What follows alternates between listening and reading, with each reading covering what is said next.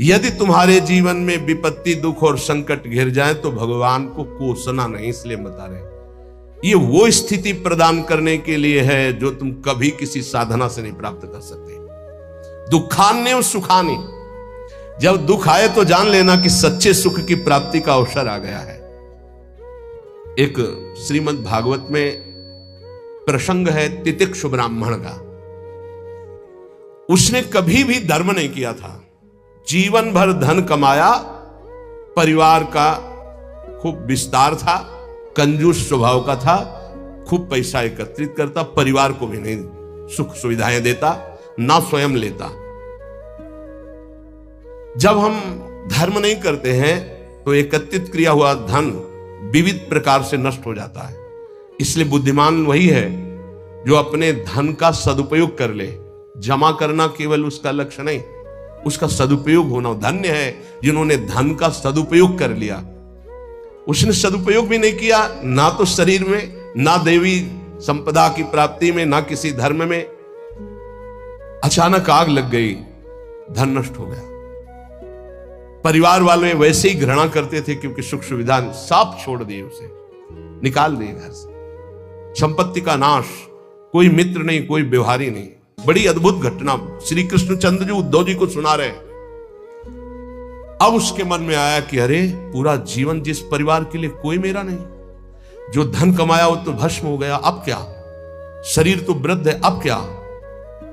तो हाथ उठाया और कहा, हे भगवान, अगर मेरी आयु अब कुछ भी है तो आज से मैं संकल्प लेता हूं मेरा जीवन आपके लिए।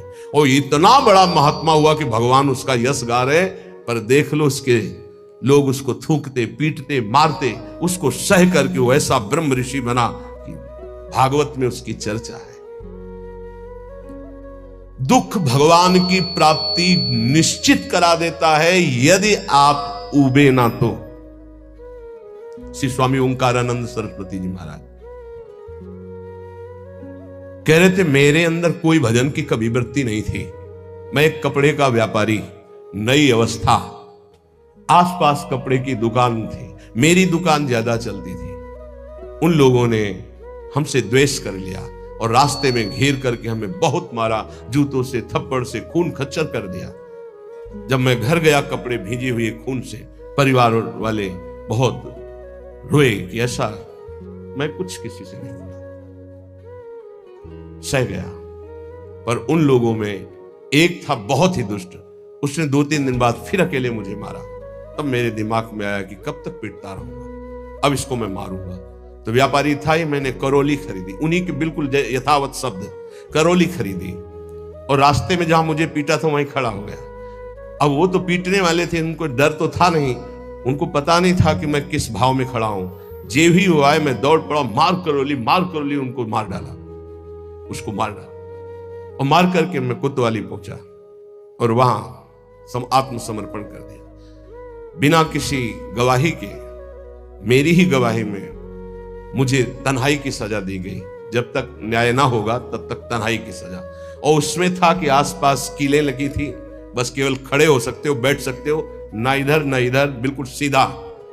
जब वहां पहुंचा तब सोचा कि अरे ब्राह्मण के घर जन्म मिला और ये जीवन ऐसे कटेगा, ये तो भारी पाप हो गया हमसे।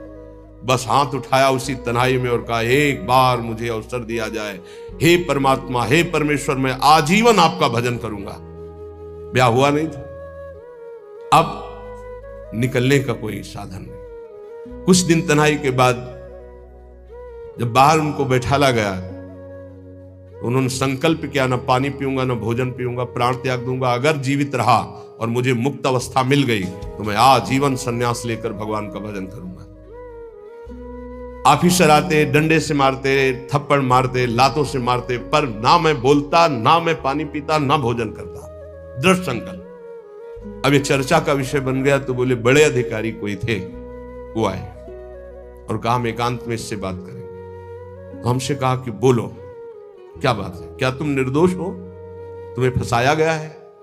तुम स्पष्ट बता दो, मैं तुम्हें वचन देता हूं कि मैं तुम्हारा सहयोग करूंगा। मुझे लगा कि भगवान मेरा सहयोग करने आए।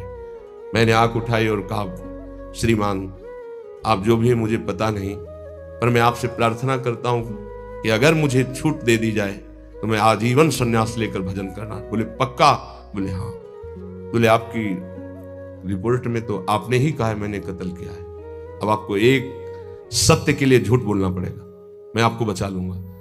आपको बोलना पड़ेगा दबाव में मुझसे कहलाया गया, मैंने कुछ नहीं किया। बोले बोल दूंगा। और बोले ऐसा विधान बना, मैं मुक्त हो गया, घर नहीं गया, सीधे सन्यास लेकर। और वो परम 90 वर्ष की अवस्था की बात कह रहा हूं, उनसे जब मिले, वो ब्रह्माकार स्थिति, उस दुख घटना ने उनको एक ब्रह्मलीन महापुरुष बना दिया। दुखान्य व सुखाने, दुख परम सुख प्रदान करने वाला पक्का। विद्य अपयसो जानी कीर्तिम परा, यदि तुम्हारी निंदा हो रही है तो तुम प्रेम मार्ग के पथिक हो, नाच पड़ो, तुम्हारा मंगल हो गया। क्या? तुम्हारी सारी अशुभ वृत्तियां नष्ट हो जाएंगे, तुम्हारी विमल कीर्ति का प्रकाश होगा। विमल कीर्ति का ये रहस्य है। जब तुम्हारी निंदा हो तो आनंदित हो जाओ, जब दुख हो तो जान लो परम सुख की प्राप्ति का मार्ग खुलने वाला है। पर बहुत धैर्य की जरूरत है, बहुत धैर्य की जरूरत। मन्ने था अधमश्च दुष्परिभवान सम्मानवत सत्तमयी, अधम पुरुषों द्वारा किया हुआ प्रहार और अपमान तू उसे महान सम्मान के समान गले लगा ले, क्योंकि तुझे प्रेम प्राप्त करना है प्रेम प्राप्त करना। दुख को महान सुख प्राप्ति का हेतु समझकर सहजा, निंदा को विमल कीर्ति के समान सहजा तो विमल कीर्ति हो जाएगी। और नीच पुरुषों द्वारा, अधम पुरुषों द्वारा किया हुआ अपमान प्रहार, उसे गले लगाओ। यह है अध्यात्म, यह अध्यात्म है, इसे अध्यात्म कहते हैं। ये शास्त्रों में लिखा ही है, बहुत कम है जो है ऐसे जो इसको धारण करते हैं, नहीं तो अब केवल मनोरंजन रह गया है। चर्चा का मतलब मनोरंजन रह गया है, जिससे तालियां बजे, जिससे मनोरंजन हो, वाहवाही हो, बस यही रहे। बोलो इसमें वाहवाही, बजाओ इसमें तालियां, बजा सकते हो तालियां? वाह वाह वाह नहीं बजा सकते, होश उड़ जाएंगे। दुखान्य व सुखाने, ये सत अध्यात्म है। विद्या अपयसो जाने कीर्तिम पराम, ओठ सूख जाएंगे जब धारण करने की सोचोगे। अध्यात्म। दैन्यान्येव महाविभूति मति सल्लाभान लाभान सदा, दैन्य ये महाविभूति है वैष्णव की। वैष्णव के पास संपत्ति क्या है? दैन्य। यही दरबार दीन को आदर रीति सदा चली आई। दैन्य, दैन्यान्यो महाविभूति मति सल्लाभान लाभान सदा, अलाभ को परम लाभ जानकर दैन्य भाव से मान अपमान दुख सुख जो भी परिस्थिति निंदा स्तुति सबको चीरता हुआ जो नाम जप करता हुआ आगे बढ़ता है, तो कह रहे वृंदावनम जीवनम, उसके जीवन में दिव्य वृंदावन का प्रकाश हो जाता है। भक्ति के सारांश में वर्णन करते हैं 64 अंग है। यदि ये 64 अंग भक्ति के संपूर्णतया हृदय में प्रकाशित हो जाए तो प्रेम अपने आप जागृत हो जाएगा। पहले एक उपासक ने प्रश्न किया कि हम कभी ये जपते हैं, कभी ये जपते हैं, कभी इनकी सेवा करते, कभी इनकी सेवा करते, बड़ा मन चंचल और दुविधा में फंसा रहता है, क्या करूं? तो यहां पहला भक्ति का लक्षण है श्री गुरु चरणों का आश्रय लेना। श्री गुरु चरण पादाश्रया। जब हम गुरुदेव के चरणों का आश्रय ले लेते तो ये प्रश्न ही नहीं बनता जो वो प्रश्न कर रहे थे। ये प्रश्न उन्हीं का बनता है जो मनमुखी चाल चल रहे हैं। गुरुमुखी में ये प्रश्न नहीं। बोलो जितने गुरुमुखी हो, तुम्हें प्रश्न है कि मुझे क्या करना क्या नहीं करना? तुम्हें पता होगा मुझे किसकी उपासना करनी हो, कैसे करनी है। अगर इतना पता नहीं तो गुरुमुख नहीं हो। कंठी बंधवा लिए हो, अभी गुरुमुख नहीं हुए तुम। गुरुमुख वही जिसका समाधान हो चुका है। क्या समाधान? मेरे आराध्य देव श्री प्रिया प्रीतम, उनकी उपासना ये पूरा पता है। अब उसमें कोई मिलावट की जरूरत नहीं। इसलिए भक्ति के प्रथम अंग का श्री गुरु चरणों का आश्रय, यहां से प्रारंभ ही होती है। असली भक्ति का स्वरूप यहीं से प्रारंभ होता है, गुरु चरण आश्रित। एक बहुत प्रवीण बुद्धि के उन्होंने कहा कि अगर हम अव्यक्त को गुरु बना लेते हैं तो व्यक्त गुरु बनाने की जरूरत क्या है? पकड़ो, अव्यक्त वाणी चल रही, यहां वाणी है अव्यक्त, पकड़ो उसको, पकड़ के दिखाओ। नहीं, आप नहीं पकड़ पाएंगे। तो वही अव्यक्त सत्ता व्यक्त गुरुदेव के रूप में, गुरु साक्षात पर ब्रह्म, और वही उपदेश देने के लिए आती है। अव्यक्त आके तुम्हें डांटेगा नहीं। अगर अव्यक्त गुरु की बात माननी तो सब लोग शांत होकर अपने हृदय में देखो। जब तुम गलत करना चाहते हो, अव्यक्त गुरुदेव तुम्हें उपदेश देते हैं, मानते हो तुम उनकी बात? देखो ना, अंदर आता गलत है, नहीं करना, मानते हो बात? और व्यक्त गुरुदेव धज्जियां उड़ा देंगे तुम्हारी। अगर जरा भी तुम आश्रय छोड़ के भागे तो बात अलग है, जरा भी आश्रय लिए तो तुम्हें सुधरना पड़ेगा। आज नहीं तो कल, कल नहीं तो परसों तुम्हें भगवत प्राप्ति होगी, पक्का होगी, क्योंकि गुरु की नजर पड़ चुकी है। अब तुम्हें विकार परास्त नहीं कर सकते। श्री गुरु चरणों का आश्रय लेना पहला। दूसरा, श्री गुरु चरणारविंद के आश्रित होकर उनसे मंत्र दीक्षा लेकर इष्ट से संबंध का परिचय जानना। गुरुदेव से मंत्र दीक्षा लेकर इष्ट से संबंध का परिचय जानना। आपको पता है आपका क्या संबंध है? पता होगा आपका अपने इष्ट से क्या संबंध है? पता है?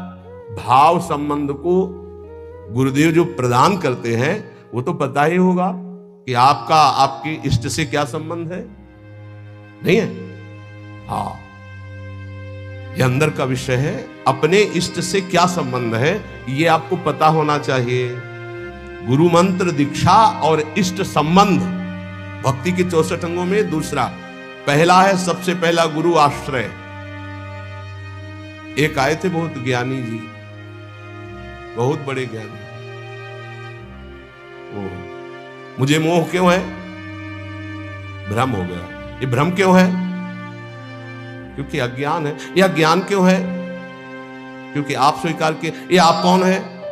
ब्रह्म है। ये ब्रह्म कैसे है? वह किसके चेला हो? गुरु बनाया किसी को? ने बनाने की चेष्टा की थी, किसी का नाम लिया, बोले बनाया तो किसी को नहीं, तो हमको कुछ नहीं हो। तो वह क्यों है? माथे में तिलक लगाया, कोई प्रश्नवाचक चिन्ह का नहीं, देख के ही पता चल जाएगा कि संप्रदाय के हो। नहीं चल रहे, क्यों संप्रदाय के हो? नहीं, आप किस संप्रदाय के? बोले क्यों, किसके चेला हो? बोले क्यों के। वैसे एक प्रश्नवाचक चिन्ह नहीं होता, तिलक लगाया करो प्रश्नवाचक चिन्ह का, दूर से पता, दूर से डर जाएगा लोग, कौन संप्रदाय, बोले क्यों वाला है। बच्चों, इसका समाधान नहीं है। क्यों क्यों क्यों, इसका उत्तर क्या है? आप बोलो इसका उत्तर क्या है? गुरु पादाश्रया पहला, और दूसरा है गुरु से मंत्र की दीक्षा और इष्ट संबंध। हर उपासक को पता होना चाहिए हमारा इष्ट से क्या संबंध है। तीसरा, विश्वास पूर्वक गुरु चरणों के आश्रित होकर उनकी सेवा करना। गुरु चरणों की सेवा करना, आज्ञा सम्न सुसाहिब सेवा, गुरु की आज्ञा पे चलना। गुरु सेवा तज करें जे बान, यह है अधर्म, यह है सब हानि कान न रिस्कत बेरा है। देखो, एक बात तो इतना समझी लो कि तुम मानो चाहे न मानो, गुरु जी जो है वो भगवान ही है, दूसरा नहीं है। जितने भी गुरुदेव है सब भगवान है। और जब आप गुरुदेव से कोई भी कपट या छुपाव करोगे तो गुरुदेव के पास एक दृष्टि होती है। ऐसे देखो ना, तो टेलीविजन में सब नहीं दिखाई देता, जो चैनल लगा वो चल पड़ता है, ऐसे चल पड़ता है हर चैनल, तब हंसी आती है। कितने बच्चे होते हैं, क्या समझते हो गुरु को? मनुष्य मानते हो? नहीं, कभी ऐसा। हम सबसे हाथ जोड़कर प्रार्थना करते हैं, एक घर ऐसा रखो जहां सत्य की व्यवहार वृत्ति हो। गुरुदेव, माफ हो जाएगा, सब माफ हो जाएगा, हमारी बात मान लेना। तुमने ऐसा किया जी, तो तुम्हें दंड भोगना पड़ेगा जी। कोई छुपाव नहीं, कोई कपट नहीं, कोई मत डरो। गुरु से सत्य व्यवहार करो, ये सबसे बड़ी गुरु सेवा है। गुरु ते कपट मित्र ते चोरी, या हो निर्धन या हो कोढ़ी। ये हम संतों की भाषा कह रहे हैं। कुष्ठ रोग से ग्रसित हो जाता है आगे चलकर जो गुरु से छल कपट करता है। ध्यान रखना, निर्धनता, भजनहीनता, ये सब उसके जीवन में आ जाएगी। ये सब 2 मिनट का काम, माया का 2 मिनट का काम है ये। फूलो मत, भूलो मत, सावधान। जिन्होंने मंत्र दिया है, जिन्होंने अपना जीवन दे दिया है, उनके तुम लाड़िले, वो तुम्हारा अमंगल करेंगे। तुम्हें डरना है इस बात से केवल कि हमसे कोई त्रुटि ना हो जाए। गुरुजी हमें डांटेंगे या फटकारेंगे या मारेंगे तो हमारा जीवन कृतकृत्य हो जाएगा। सच्ची मानिए, अभी मारा ही नहीं पड़ी इसीलिए तुम बहक रहे हो। एक बार माया की मार तो बहुत खा चुके हो तुम। एक बार गुरु की पड़ जाएगी चपत तो जीवन ठीक हो जाएगा, पक्का समझ लो। जिस दिन गुरु करुणा करके एक चपत मार देंगे उस दिन से माया मारना बंद कर देंगे, पक्का समझ लेना। वो बड़े भाग्यशाली हैं जिनको गुरु की डांट और चपत लगती है। मनमानी आचरण करके ऐसा मत करना कि अब चपत खानी ही है कुछ ऐसा करे कि नाराज हो जाए तो फिर दिन भर नाराज ही बने रहेंगे। इतने हैं, अगर हमसे कोई गलती होती है और गुरु हम पर नाराज होते हैं, चपत मार देते हैं, तो माया की चपत से मुक्त हो जाओगे, पक्का। डरना नहीं, डरो इस बात से कि कहीं हमारे और गुरु के संबंध में कोई बीच में ना आ जाए, बस ये बात, कहीं दरार ना पड़ जाए। और जो डर होता है वो माया जनित, हम डरते नहीं। नरसिंह भगवान से सब डर रहे थे, प्रहलाद जी डरे क्या? दौड़ के गोद में हमारे गुरुदेव है, हमारे माता पिता है, हमारे मित्र हैं, हमारे प्रीतम है, हमारे स्वामी, यही सब है। तुम्हें माता च पिता तुम्हें बंधुश्च सखा तुम्हें। तो गुरुदेव के प्रति निष्कपट निश्चल भाव रखना, इससे बड़ी कोई सेवा नहीं है। विश्वास पूर्वक गुरुदेव के चरणों की सेवा करना 64 भक्ति अंगों में, ये 3 तो केवल गुरुदेव में है। गुरुदेव के चरणों का आश्रय, गुरुदेव से प्रभु के मंत्र की दीक्षा और प्रभु से संबंध की जानकारी, तुम्हारा ये संबंध प्रभु से, विश्वास पूर्वक गुरु चरणों की सेवा, तीसरा। चौथा, जिस मार्ग में बड़े बड़े महापुरुष चले आए हैं उसी मार्ग का अवलंबन लेना। कोई नया स्थापित मार्ग नहीं, आचार्य परंपरा से होना चाहिए। लाखों इस परंपरा में सिद्ध रसिक हो गए हैं, लाखों, एक दो नहीं, लाखों, जो भगवत प्रेम में मत वाले। ये जो हमारी वैष्णव परंपरा है वो 4 संप्रदाय है। इसके अलावा ये निकुंज की जो उपासना है ये अलग है। जो 4 संप्रदाय हैं उसमें श्री जी की, लालजू की सम्यक उपासना है, पर श्री जी के चरणारविंद की ठसक से जो निकुंज की उपासना है, वृंदावनाधीश्वरी की, ये निकुंज से आई हुई सखियां हैं जो आचार्य रूप में आकर के इस रस को प्रदान करती है। बड़े बड़े महाभागवतों द्वारा परिग्रहित मार्ग का ही अवलंबन करना। ऐसी जगह कभी ना जुड़े जहां आचार्य परंपरा ना हो।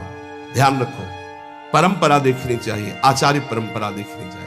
यहाँ राधैवेष्टम संप्रदाय करता आचार्यो राधा मंत्रदा सद्गुरुश्च मंत्रो राधा यश्च सर्वात्मनैवं वंदे राधा पाद पद्म प्रधानम श्रीत हरिवंशम। 5वां, गुरुदेव से भागवत संबंध में पूर्ण जानकारी होनी चाहिए। भागवत धर्म हमारा क्या है, जिस धर्म में हम दीक्षित हुए, हमारा कर्तव्य क्या है, हमारा लक्ष्य क्या है, हमारी दिनचर्या क्या होनी चाहिए। 6वां, अपने आराध्य देव की प्राप्ति के लिए भोगों का त्याग कर देना। जैसे कल एक भगवत पार्षद स्वरूप वो कह रहे थे कि कहीं कहीं हमको प्याज लहसुन बना भोजन मिल जाता है तो हम पा लेते हैं, तो अपराध तो नहीं। उन्होंने कहा अपराध की बात तो अलग रही, लेकिन आप अपने स्वरूप को तो देखिए, आप कौन है। कंठी बंधी है, तिलक लगा हुआ है, ऐसे कोई कहीं भी बना के दे दे हम पालेंगे। क्या आप अपने लाला को लगाए बिना भोग पालेंगे? अब इसका उत्तर नहीं था। इसलिए जो भोग हम प्रभु को नहीं पवा सकते वो हम नहीं पा सकते, पक्का। भगवान के निमित्त भोगों का त्याग करना 6वीं भक्ति है। जो हम प्रभु को भोग नहीं लगा सकते वो हम नहीं पा सकते। 7वां, मथुरा वृंदावन आदि जो भगवत धाम है इनमें निवास करना। प्रभु के अपने आराध्य देव के, जैसे राम उपासक तो चित्रकूट है, अयोध्या है, कृष्ण उपासक तो ब्रज 84 कोशिश, जैसे हम प्रियाजू के उपासक तो हमारा जीवन वृंदावन है। अगर आप अखंड वास नहीं कर सकते तो 3 रात्रि वास कर लीजिए।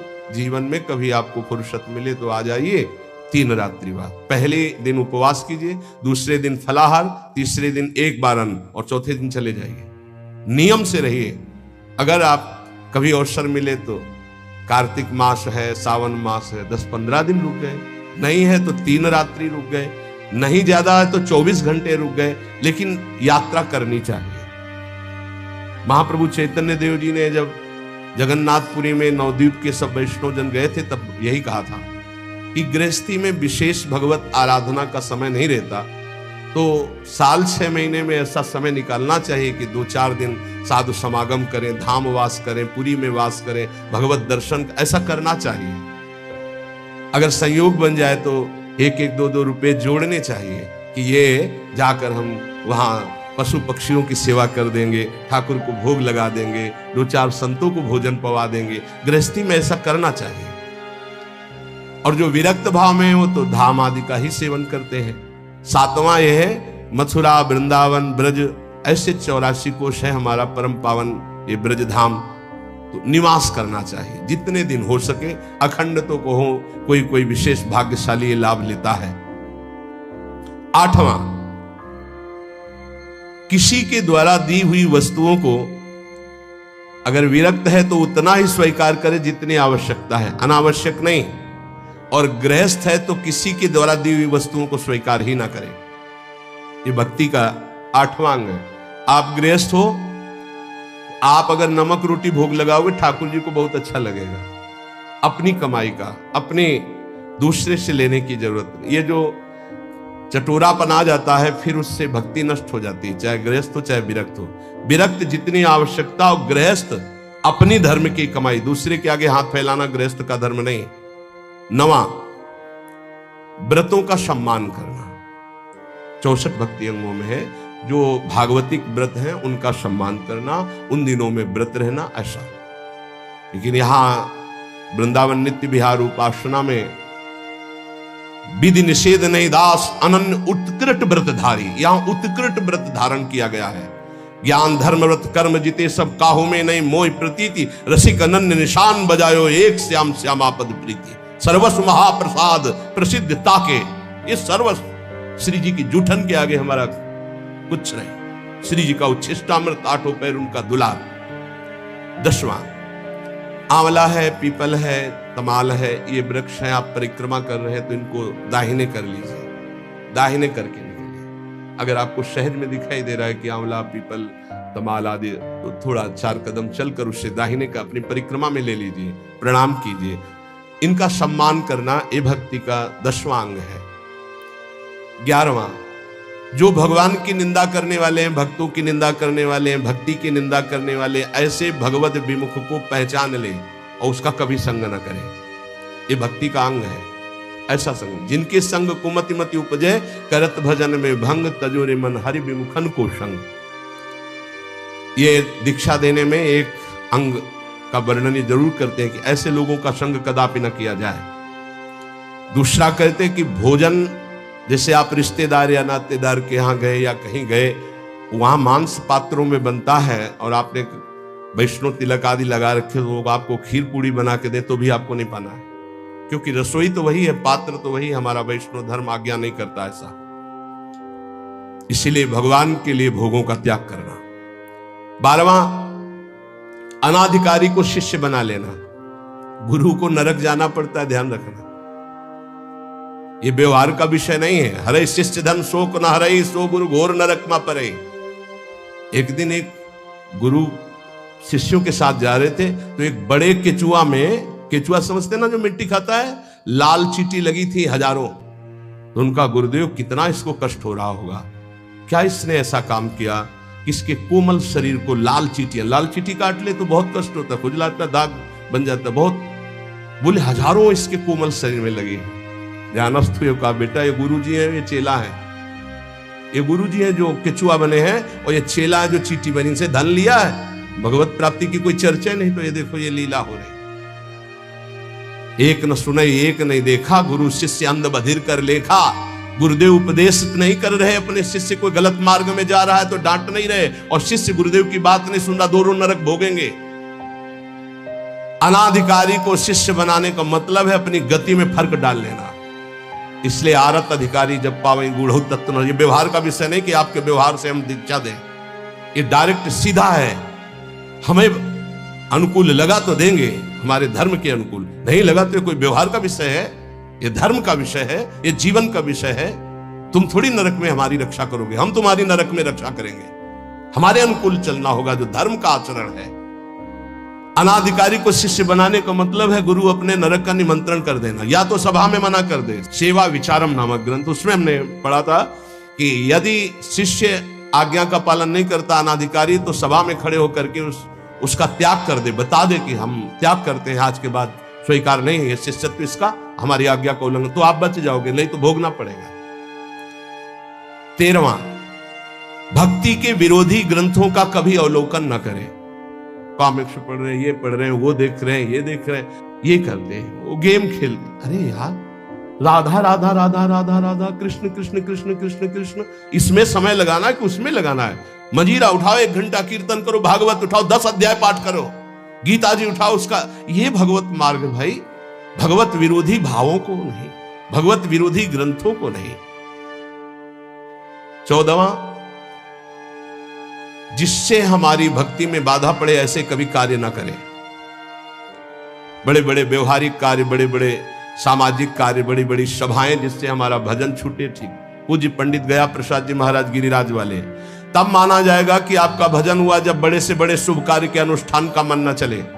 सच्ची मानिए, महा उत्सव है यदि आप भगवत स्मरण कर रहे हो, इससे बड़ा कोई उत्सव नहीं। हर समय धीमी धीमी मधुर मधुर भगवान की नाम ध्वनि अंदर उठ रही, आप सुन रहे हैं उसे, उसी का चिंतन कर रहे हैं, इससे बड़ी कोई उत्सव की वृत्ति नहीं। भावोत्सवेन भजताम रसकाम धेनुम तम राधिका चरण रेणु महम स्मरामि। चाहे वो ज्ञान मार्ग हो, चाहे भगवत भक्ति का मार्ग हो, जब तक संसार का चिंतन है तब तक न ज्ञानी है न वो भक्त है। और भगवत चिंतन, इससे बढ़कर के कोई स्थिति नहीं है। भगवत प्राप्ति के लिए किसी भी चंदे की या किसी भी सहयोग की जरूरत नहीं है। वो हृदय से भगवत स्मरण करे, इसी से भगवत प्राप्ति होती है। आप गीता जी और भागवत जी सब उठा करके देख लीजिए। अनन्य चिंतयन्तो माम अनन्य चेता सततम, जगह जगह अनन्य चिंतन। ये दूसरे के द्वारा नहीं होता, ये अपने द्वारा होता है, ये पैसे से नहीं होता है, ये बार बार अभ्यास से, मन लगाने से होता है। 15वां, यदि आपके घर कोई अतिथि साधु महात्मा आ गया है, भारी व्यवस्था नहीं है आपके पास, माना तो आज अपना भोजन दे दीजिए, उसमें कंजूसी मत कीजिए। आप अपने किसी उचित व्यवहार के लिए अर्थ ले जा रहे हैं, कोई बीमार तड़प रहा है, आप कष्ट सह लीजिए, वो पैसे से दवा उसको दे दीजिए। ये पूज्य गुरुदेव भगवान के श्रीमुख के वचन। प्राप्त सेवा का कभी भी त्याग नहीं करना चाहिए, वो भगवान की कृपा से आध्यात्मिक उन्नति के लिए होती। प्राप्त सेवा, आप जा रहे हो, कोई बहुत कष्ट से पीड़ित पड़ा है, आपको आवश्यकता है उसकी सेवा, आप बैठ जाओ, उसकी सेवा करो। नहीं कुछ है तो तन से सेवा करो, कपड़े से हवा करने लगो, पानी पिला दो, फिर उस समय जरूरत है तो 4 से याचना करके उसको आप औषधि दिला दो। उचित व्यवहार में, सेवा में किसी भी तरह का कुविचार या कृपणता ना होने पावे। अरे ऐसे तो सब पड़े ही रहते, नहीं। प्राप्त से भगवान ने तुम्हें सेवा दी, उस समय करो। कोई आपके घर आ गया तो वक्र दृष्टि से मत देखो, ए तो साधु महात्मा है, ऐसे नहीं। भगवान आए, तुम्हारे पापों का नाश हो जाएगा मंगल के लिए। अगर वो रोटी मांग रहे, भोजन मांग रहे, आप दौड़ कर जाइए, दरवाजे पर उनको भिक्षा दीजिए। सच्चा महात्मा कभी घर में नहीं घुसेगा, ये ध्यान रखना। ऐसे नहीं घुसेगा कि आपके गेट को लांग कर अंदर भिक्षा में जाए, ऐसा कभी नहीं, सिद्धांत नहीं। जो सच्चे मार्ग का पथी को दरवाजे पे ही राधे श्याम बोलेगा, वो अंदर आ ही नहीं सकता, तुम्हें निश्चिंत रहना है। और जो अंदर आने की बात चेष्टा करे तो आपकी श्रद्धा, आपका परिचय है तो ठीक है, नहीं तो अनुमति नहीं है, पक्का। इसमें कभी धोखा नहीं खाओगे। जो सच्चे मार्ग का पथिक को, उसको गुरुजन शिक्षा देते हैं, भिक्षा गेट के बाहर ही ली जाती है। भिक्षा कभी ऐसा नहीं कि आंगन में जाके मांगी जाती हो, कभी नहीं हो। जो आंगन में जाने की चेष्टा करे वो आपका परिचय हो तो ठीक है, आपका विश्वास तो ठीक है, अन्यथा हमारे शास्त्र आज्ञा ऐसा नहीं है। कभी कोई भिक्षा के लिए आ जाए तो अपना भोजन दे दे, लेकिन उसका तिरस्कार ना करे। अगर आप में इतनी भी श्रद्धा नहीं तो 2 बातें तो कर ही सकते हैं। राधे श्याम, वो कह रहा है हमें अमुक चीज चाहिए, असमर्थ हूं, आप जल पी लीजिए, मृदु वचन बुला दीजिए, ऐसे शब्दों बोलिए कि उनको बचने का दरिद्रता। आपको नहीं देने की सामर्थ्य, आप मना कर दीजिए। लेकिन कटु वचन और रुद्र दृष्टि अगर अतिथि के प्रति की गई तो सारा आपका पुण्य नष्ट हो जाएगा, सारा पुण्य नष्ट हो जाएगा। यह धर्मशास्त्र के अंतर्गत की बात है। उचित व्यवहार, उचित सेवा का अवसर आया, उसमें कंजूसी मत कीजिए, देने में संकोच नहीं होना चाहिए। अब हमारा फिर क्या होगा? वो विश्वंभर देख रहा है, बहुत सुंदर व्यवस्था करेगा। आज तक जिसने साधु सेवा की, भगवान की प्राप्ति हुई, भगवान की कृपा प्राप्ति हुई। कभी ऐसा नहीं हो सकता कि संत सेवा वाला, कभी नहीं हो सकता। श्री जी उसके वैभव, उसके सेवा में उपस्थित, भगवान उपस्थित है। त्रिलोचन जी के यहाँ संत सेवा में स्वयं भगवान श्री हरि अंतर्यामी बन नौकर बन करके चले गए। तो ये कभी ना सोचो कि भिक्षुक को, साधु सेवा को अगर हम स्वीकार करेंगे तो हमारा कुछ चला जाएगा। नहीं नहीं, एक का वो लाखों देता है, ऐसा महान है उनका मालिक। तो भक्त का ये 15वां लक्षण है 64 अंगों में कि आए हुए प्राप्त अतिथि सेवा, संत सेवा या किसी की ऐसी परिस्थिति, उसमें कंजूसी ना करे, वो बड़े भाव से सेवा करे। 16वां, कुछ भी नष्ट हो जाए शोक ना करे। शोक क्यों ना करे? हमारी बड़ी कीमती वस्तु नष्ट हो गई तो जिसने अनंत ब्रह्मांड बनाया मेरा स्वामी जिस समय चाहेगा वो उससे बड़ी कीमती वस्तु दे देगा, मैं शोक क्यों करूं? दूसरा, क्रोध न करें। क्रोध होता है कामना से। जब हमारी कामना की पूर्ति में बाधा लगता है तो कामा संजायते क्रोधा। अगर हमारी कामना की पूर्ति नहीं तो हरि कोई बहुत मंगल में विधान कर रहे हैं, हमें क्रोध नहीं करना। अगर कोई हमारा अपमान कर रहा है तो हरि बहुत कृपा कर रहे हैं, मेरे देहाभिमान को गलित कर रहे हैं। अगर कोई हमारी निंदा कर रहा है तो हमारे पापों को नष्ट कर रहा है। उससे जैसा हमारा प्यारा मित्र कौन हो सकता है? तो हमें क्रोध बनता ही नहीं किसी पर करने को। और भी काम आदि विकारों के वशीभूत ना होना, ये 16वां है। 17वां, आप भले अपने देव इष्ट देव के अनन्य हैं, लेकिन किसी भी देवी देवता का आप निंदा या अपमान न करें, नहीं तो आपके इष्ट देव से आपकी रति खत्म हो जाएगी। अनन्यता के ठसक में आकर कहीं किसी की निंदा न कर दे, कहीं किसी का अपमान न कर दे। सब में हमारा इष्ट विराजमान है।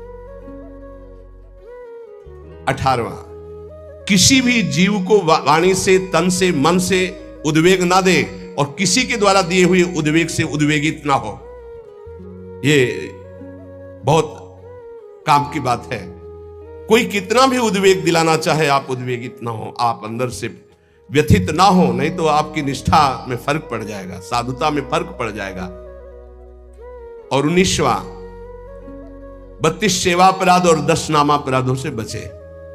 वो चर्चाएं पीछे हो चुकी है। 20वां, यदि कोई भगवान के भक्ति की निंदा कर रहा है तो या तो उसकी जबान बंद करो या कान में अंगुली डालो, वहां से चल दो। राधा राधा राधा राधा राधा राधा। भक्त निंदा कान में नहीं पड़नी चाहिए। हो यहां और कान के पर्दे हिला के पूरा सुनना चाहते हैं, फिर क्या हुआ? अच्छा, ऐसा लग रहा है कि मानो परमानंद की बात, भगवान की कभी चर्चा ऐसे नहीं सुनेंगे, उसमें तो झटके लग जाएंगे आलस्य के। लेकिन किसी की निंदा होने लगे फिर देखो पूरे कान के पर्दे खोल। क्यों? क्योंकि पतन की तरफ मन हमारा स्वाभाविक जाने के लिए तैयार रहता है। जैसे जल को छोड़ो नीच गति, ऐसे ही मन को छोड़ दो नीच गति। तो अगर किसी भी संप्रदाय के किसी भी संत भक्ति की निंदा हो रही है तो हमको वहां से हट जाना चाहिए या कान में अंगुली डाल लेना चाहिए, नहीं तो भारी अपराध लगता है। संत शंभु श्री पद अपवादा, कही सुनीता असमर्यादा, काटी जीव तासु जो बसाई, श्रवण मुंद नत चले पराई। किसी भी संत भक्त महात्मा की निंदा हो रही और सभा में आप बैठे तो आप पाप के अधिकारी होंगे, आप हट जाइए, तुरंत हट जाइए। हरिहर निंदा सुनई जे काना, पाप लगे गौघात समाना। गौ हत्यारे को जो दुर्गति होती वही भगवान और भगवान के भक्तों की निंदा सुनने वाले की होती है, करने वाले की होती है। दोनों अपराधी माने जाते हैं। 21वां, गुरु दीक्षा लेकर तिलक मुद्रा वैष्णव चिन्ह ना धारण करना, यह अपराध है। धारण करना चाहिए। अगर दीक्षा ले ली है, देखो हर आचार्य तिलक धारण करते हैं। आद्य गुरु भगवान शंकराचार्य, निम्बारकाचार्य, हर वैष्णव जन चाहे जिस मार्ग के पथिक हो सब तिलक धारण करते हैं, सब कंठी धारण करते। वो रुद्राक्ष, ये तुलसी जी की कंठी धारण करते हैं। ज्यादा सिद्धावस्था नहीं झाड़नी चाहिए। इष्ट तिलक लगाते हैं, आचार्य लगाते हैं, गुरुदेव लगाते हैं, और हम इतने ऐसे देखने को प्रमाद स्थिति मानी जाती है। सिद्धावस्था, सिद्धावस्था जब तुम्हें भोजन की याद न रहे, तुम्हें शौच लघु शंका की याद न रहे, तुम्हारी दिनचर्या अस्त व्यस्त है, तुम्हें पता नहीं, तुम भगवदाकार वृत्ति में डूबे हुए, अवधूत स्थिति है, वो बात अलग है। उसके लिए लिखा, लिखंति भुजमूल तो न खलु शंख चक्रादिकम विचित्र हरि मंदिरम न रचयंति भाल स्थले लसत तुलसी मालिकाम ददति कंठ पीठे नवा गुरुर भजन विक्रमात् को इते महाबुद्धया। वो ऐसी स्थिति को प्राप्त महापुरुष शरीर की सुध नहीं तो तिलक कौन लगावे, कौन कंठी बांधे, कौन दर्पण देख करके लगावे, लेकिन इतनी है स्थिति तो तिलक लगाओ। ऐसी स्थिति जो आचार्य स्वयं धारण करते हैं, तिलक गुरुदेव धारण करते हैं, तो बिना तिलक के 1 मिनट भी नहीं रहना चाहिए। जैसे सुबह आते तो पहले पूरे शरीर में रज और सूखी बट्टी से तिलक की रचना, क्योंकि उस समय नहीं होता कि हम बैठ कर फिर आकर यहाँ तिलक रचना करके ऐसे। अगर हमारे पास समय तो हम चाहे सूखी रज से ऐसे तुरंत तिलक बनावे, वो दिखाई नहीं देगा, पर 12 तिलक लगा के ही आगे बढ़ना चाहिए। स्नान के तुरंत बाद तिलक की रचना होनी चाहिए। और कंठी एक एक्स्ट्रा में रख लेनी चाहिए, कभी ये टूटे तो तत्काल कंठी बांध ली, गुरु प्रदत्त प्रसादी करवा के रख लेनी चाहिए। वैष्णव चिन्हों को जरूर धारण करना चाहिए, माला मुद्रा आदि। 22वां है प्रभु के नाम अक्षरों को मस्तक पर हृदय पे धारण करना। इसको इस रूप में ना ले कि जैसे लिखने में नाम अक्षर, ये नाम अक्षर माला धारण किए तो हम सोच के समय से उतार देते हैं। नाम अक्षर है हमारे इष्ट के, हमारे आराध्य देव के नाम अक्षर है।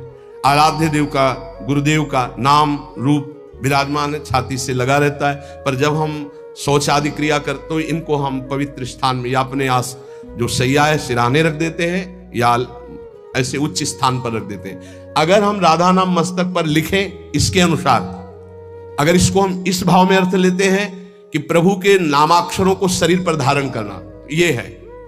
हम राधा नाम बाजूबंद बांध सकते हैं, राधा नाम लिखकर हृदय में धारण किए हुए, पर हम सोच के समय उतार देते हैं। अगर हम अक्षर बनाते हैं यहाँ, तो हम जब स्नान करेंगे तो हमारे अधोअंगों में और पैरों में हो जाएगा।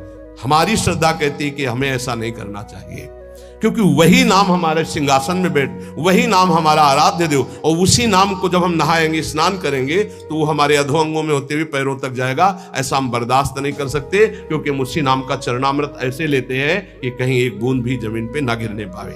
तो हमें जो इसका भाव है कि भगवान नामों का जो अंकन, वो ऐसे भगवान नाम की माला धारण करना, भगवान नाम को ऐसे हृदय में धारण करना। जैसे हमारे बिजली बाबा भगवान नामों का मुकुट धारण करते हैं, भगवान नामों के अक्षरों का, ऐसा बाहर से ऐसे धारण कर लिया, उतार के रख के शौच स्नान आदि करके फिर धारण कर लिया। अभी एक महावैष्णव आए हुए थे महाराष्ट्र से, ठाकुर जी को अपने ऐसे मस्तक पर धारण किए हुए थे, ये गोपाल जी को ऐसे लिए हुए, हर समय प्रसाद पाने के लिए जब बैठे तो सामने ठाकुर जी विराजमान। ऐसे जो महापुरुष धारण करते हैं उनकी श्रद्धा, उनका भाव, लेकिन हमारा आज तक भाव ऐसा, वो घबराहट पैदा हो जाती है कि नाम का जो धोवन चरणों में जाएगा वो बिल्कुल ठीक नहीं। जैसे कुछ भावुक जन अपने हाथों में या ऐसे टेटू में भगवान नाम लिखवा लेते हैं, भगवान रूप बना लेते हैं, और जब शौच आदि होते हैं उन्हीं हाथों से ये बिल्कुल ठीक नहीं है।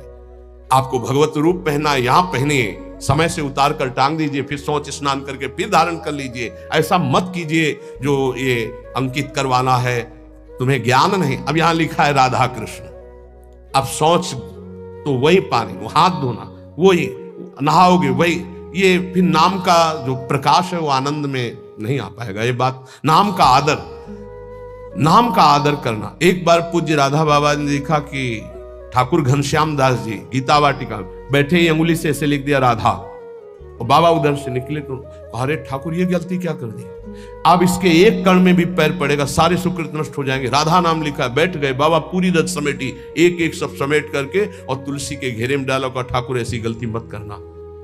नाम को जो पहचान गए, नाम को जो जान गए, वो नाम ही को अधीन कर लेते हैं। इसलिए नाम का आदर करना है, पर ऐसे लिखना, ऐसे धारण करो। हम कह रहे हैं पूरे नाम की माला बनाकर ऐसे बांध लो, नाम के बाजूबंद बना लो, नाम के कुंडल बना लो, नाम के कंठहार बना लो, लेकिन नाम को अगर हम अंकित करते हैं तो धुलकर हमारे अधोअंगों में जाता है। ये हमारी पर्सनल, हमारे हृदय की भावना है। तो जो इसमें अक्षर में लिखा है कि भगवान नाम के अक्षरों को शरीर पर धारण करना, धारण करना है, तो अंकित करा करके, जैसे तुलसी जी पर है, तमाल जी पर है, कदम्ब जी पर है, फिर हम उसको धारण करते हैं। 23वां प्रभु को निवेदित माला पुष्प तुलसी आदि का बड़े आदर के साथ सेवन करना। श्री चरणों की चढ़ी हुई तुलसी, अहो भाग्य, नाक से सूंघे, मस्तक पर लगाए, ओहो आज हमें प्रभु की प्रसादी तुलसी मिली, प्रसादी पुष्प मिला, प्रसादी माला मिली, हृदय में आह्लाद होना चाहिए बार बार ऐसे, ओहो आज तो बड़ी कृपा हो गई, साक्षात प्रभु ने प्रसाद दिया। धर दो, हाँ धर दो, ऐसे नहीं, तत्काल उसको प्रणाम करो और माला को माथे पे लगाओ, सूंघो, तुम्हारी इंद्रियां पवित्र हो जाएंगी, भगवत भक्ति बढ़ेगी। 24वां, भगवत विग्रह के सामने नृत्य करना। प्रभु विराजमान है, राधा राधा जैसे बन रहा है, हमारे मालिक है, हमारे स्वामी है, रिजवार है, रीझ जाएंगे। नृत्य करना ये 64 अंगों में एक अंग है। 25वां, भगवत स्वरूप को साष्टांग दंडवत प्रणाम या पंचांग दंडवत प्रणाम ये करना। 26वां, जैसे गुरुदेव पधारे या भगवत विग्रह पधार रहे हैं तो सबको खड़े हो जाना चाहिए। जैसे अपनी श्री जी श्रृंगार ग्रह से पधार रहे हैं या मंगला में शयन ग्रह से पधार रहे हैं तो सबको खड़े हो जाना चाहिए। श्री जी पधार रहे हैं, गुरुदेव पधार रहे हैं, खड़े हो जाना चाहिए। भगवत विग्रह का, गुरुदेव का अभ्युत्थान, उनको देखकर खड़े हो जाना है, सम्मान करना, ये भक्ति का 26वां अंग है। 27वां, आप देख रहे हो कि चाव जा रहा है, चाव कहते हैं ठाकुर जी की शोभा यात्रा। पहले आप प्रणाम करो, किसी की भी जा रहे हो, किसी भी ठाकुर की, किसी भी वैष्णव की प्रणाम करो, साष्टांग या पंचांग जैसी श्रद्धा बने सबको, फिर 5-10 कदम पीछे पीछे चलो, फिर प्रणाम करके वापस आ जाओ। ये वैष्णव मर्यादा है, ऐसा नहीं देखा है उन संप्रदाय वैसे सारे सुकृत नष्ट हो जाएंगे, इसीलिए भक्ति बढ़ती नहीं। अरे कोई कृष्ण बोले, कोई राम बोले, कोई हरि बोले, कोई शिव बोले, सबकी चरण धूल मेरे माथे पे, ये सब महाभागवत जन है। ये जो दृष्टि रखते हैं ना ऐसे किस संप्रदाय के, ये पुण्य नष्ट हो जाएंगे। कोई भी भगवत विग्रह, जैसे कोई भक्त है अपने ठाकुर जी को माथे पे विराजमान किए, प्रणाम करो, 5 कदम उसके साथ चल दो, नाम कीर्तन हो रहा है तो अपना मंत्र जपते हुए साथ चल दो, फिर प्रणाम करो, वापस आ जाओ, इससे कृपा प्राप्त होगी। प्रभु के चाव या सवारी के पीछे कुछ कदम चलना, अगर बहुत समय है तो आप साथ चल रहे तो 5 कदम तो चल ही सकते हैं। 28वां, प्रभु के श्री विग्रह के दर्शन के निमित्त जाना। बिहारी जी, राधा रमण, राधा वल्लभ, यहां तो घर घर ठाकुर तुलसी सेवा। प्रभु के मंदिरों, और अगर आपका शरीर स्वस्थ है तो सवारी मत लीजिए, आपका शरीर स्वस्थ है तो नंगे पैर जाइए। यहां तो सिर भर जाऊं उचित असमोरा, मेरे प्रिया प्रीतम का धाम है, उनके दर्शन करने जा रहे, मंत्र जप करते हुए नंगे पैर, यहां कोई कांटे थोड़ी बिछे, मार जूता और चप्पल पहनकर चलना। सही बात, बड़ा दुर्भाग्य है अगर ये पहनकर अपने को चलने को होता है। ये तो डॉक्टर मना किए कि वैसा ऐसा नहीं तो जीवन भर हो गया नंगे पैर ही रहे। जो सुख मिलता है रज स्पर्श से पादुका, दुर्भाग्य है। प्रभु के मंदिर कम से कम, अब कोई कई तो सीढ़ियां भी चढ़ जाते हैं पादुका से, क्या करें, नहीं तो पादुका पहने दर्शन करें। अरे प्रथम सीढ़ी में पैर रखने के पहले तो पादुका उतार दे कहीं। अगर तुझे पादुका में चित्तवृत्ति लगी रहेगी तो पैर के ही मत जा। क्या कांटे बिछे हैं प्रभु के धाम में, मंदिर में दर्शन करने, इतना तो कर ले। 29वां, प्रभु के मंदिर में दर्शन करके 4 प्रदक्षिणा करना। अगर समय नहीं तो दाहिने करते हुए जाओ, दर्शन करके निकल जाओ। समय है तो 4 प्रदक्षिणा कर लेनी चाहिए, ये बहुत लाभ प्राप्त होता है। 4 प्रदक्षिणा हमारे श्री प्रिया प्रीतम जी की होती है। 30वां, प्रभु के श्री विग्रह विराजमान करना और उनकी सेवा करना, ये वैष्णव धर्म है। सबके पास सेवा होनी चाहिए, चाहे नाम सेवा हो, चाहे रूप सेवा हो, छवि सेवा हो, श्री विग्रह सेवा हो, सेवा होनी ही चाहिए। क्योंकि बिना सेवा किए मानसिक सेवा में प्रवेश नहीं, और बिना सेवा के आप जी कैसे सकते हैं, पानी कैसे पीते हैं, भोग कैसे पाते हैं, जब भोग लगा लेते हैं तब पाते हैं। तो प्रगट में सेवा हर वैष्णव के पास होनी चाहिए, चाहे राधा नाम की ही सेवा क्यों ना हो। 31वां, प्रभु के लिए परिचर्या करते हुए पंखा डुलाना, चवर डुलाना, माला गूंथना, चंदन घिसना, जहां प्रभु विराजमान हुआ सोहनी लगा करके पोछा लगाना, विविध प्रकार की भोग तैयारी करना, ये विविध प्रकार की जो परिचर्या है ये बहुत बड़ा लाभ प्रदान करती है। इसी परिचर्या के बल से अम्बरीश जी की रक्षा में सुदर्शन चक्र था। चक्रवर्ती सम्राट होते हुए स्वयं पोछा ठाकुर जी के लिए लगाते थे, स्वयं परिचर्या करते थे। ये छोटी मोटी बात नहीं जो आप पंखा करते हो, चवर करते हो, श्री जी की सेवा में हो। साक्षात श्री जी ने स्वीकार किया है, चाहे वो कोई गेट सेवा में हो, चाहे वो सब श्री जी की सेवा में। सेवा परिचर्या से आराध्य देव को अधीन किया जाता है। 32वां, प्रभु के सम्मुख बैठ करके उनके गुणों का गान करना, उल्लसित होकर गाना चाहिए। प्रभु राग रंग नहीं देखते। मानत अपनो भाग राग करत अनुराग बिन दीखत सकल अभाग श्री हरिवंश कृपा बिना। बहुत सब राग रागिनियों का ज्ञान है लेकिन अनुराग नहीं है तो प्रभु नहीं रीझते। हाँ, लोग तो रीझ जाएंगे, प्रभु नहीं रीझेंगे। देखा है राग रागिनियों में प्रधानता रखने वाले पर, और लोगों की तालियां लोगों का भाव देखते हैं। प्रभु बैठे उनकी तरफ पीठ है, ऐसे प्रभु हैं, ऐसे बैठे राग रागिनी, आओ सामने तालियां बज रही, सामने बज रहे। मानत अपनो भाग राग करत अनुराग बिन दीखत सकल अभाग। कोई राग नहीं आता, आप ऐसे गा रहे तो वाह वाह ठाकुर जी बोल उठेंगे जिस दिन भाव से गाओगे। नाम बाणी जहां श्याम श्यामा तहां, नाम बाणी सुनत श्याम श्यामा सुबह। प्रभु के सम्मुख गान करने का सौभाग्य जानते हो? ये जो आप लोग बैठकर गान करते हो, बड़ी विशेष कृपा है। उनके लीला गुण गायन से बहुत जल्दी वो प्रसन्न हो जाते हैं। 33वां, भगवान के सामने भगवान का नाम कीर्तन करना।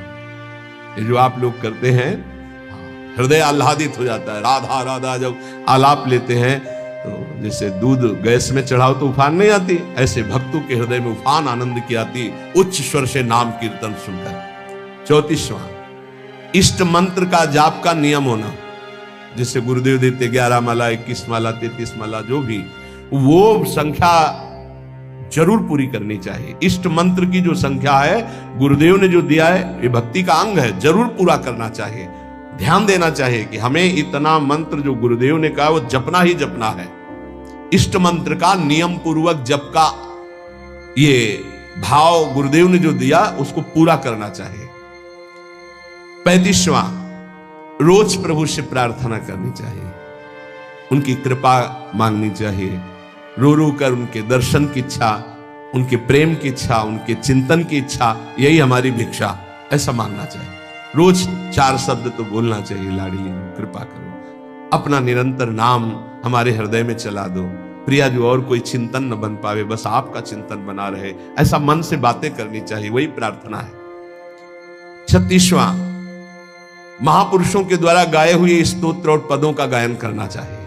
जैसे चतुरासी जी है, ये सब स्तोत्र ही है। श्रीमद राधा सुधा निधि, एक एक श्लोक सब प्रार्थना भरे हुए हैं, स्तोत्रों का गायन करना चाहिए।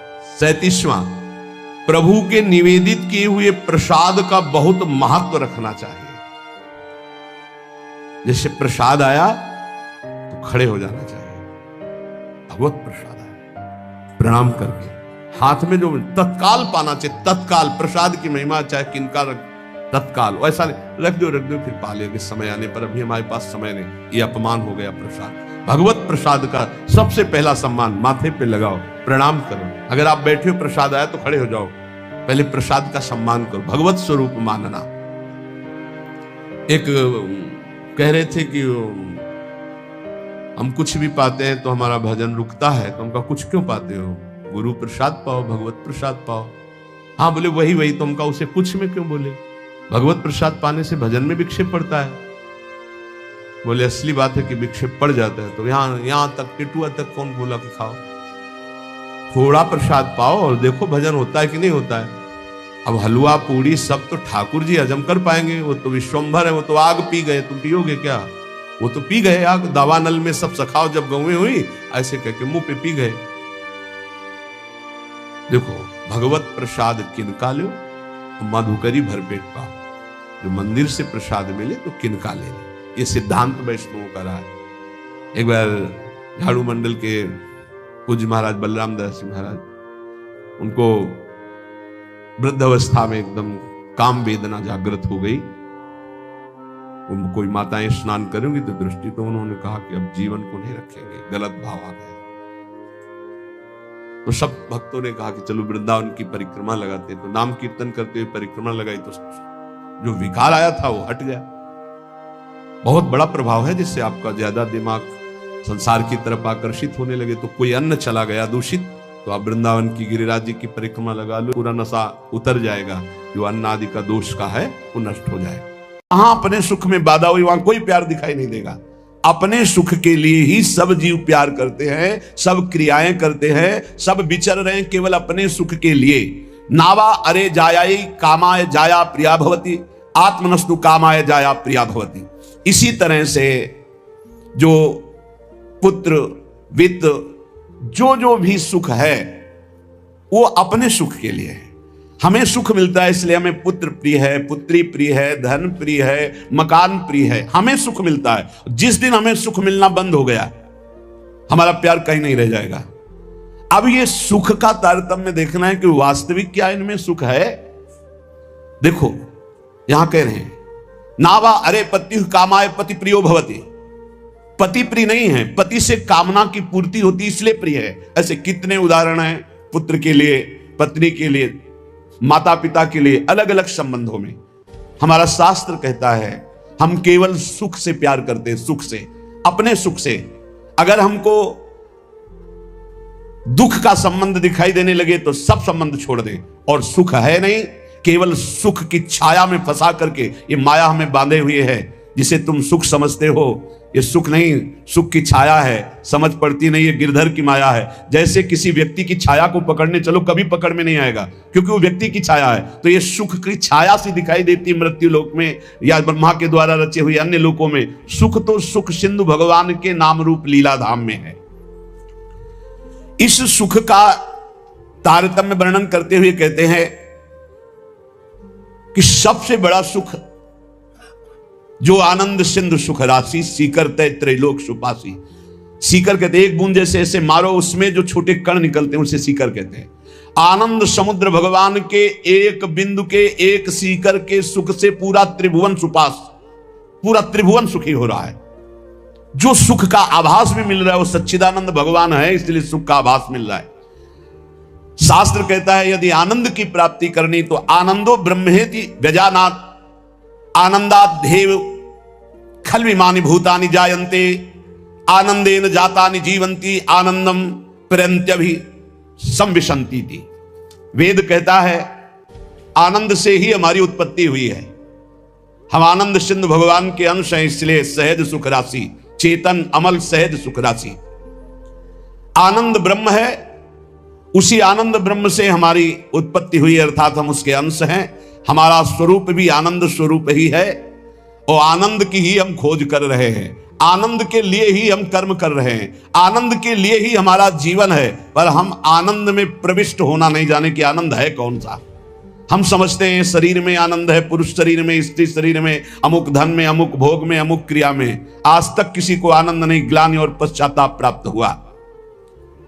आनंदम ब्रह्मणो विद्वान न बिभेति कुतश्चन आनंदो ब्रह्मेति वजानात।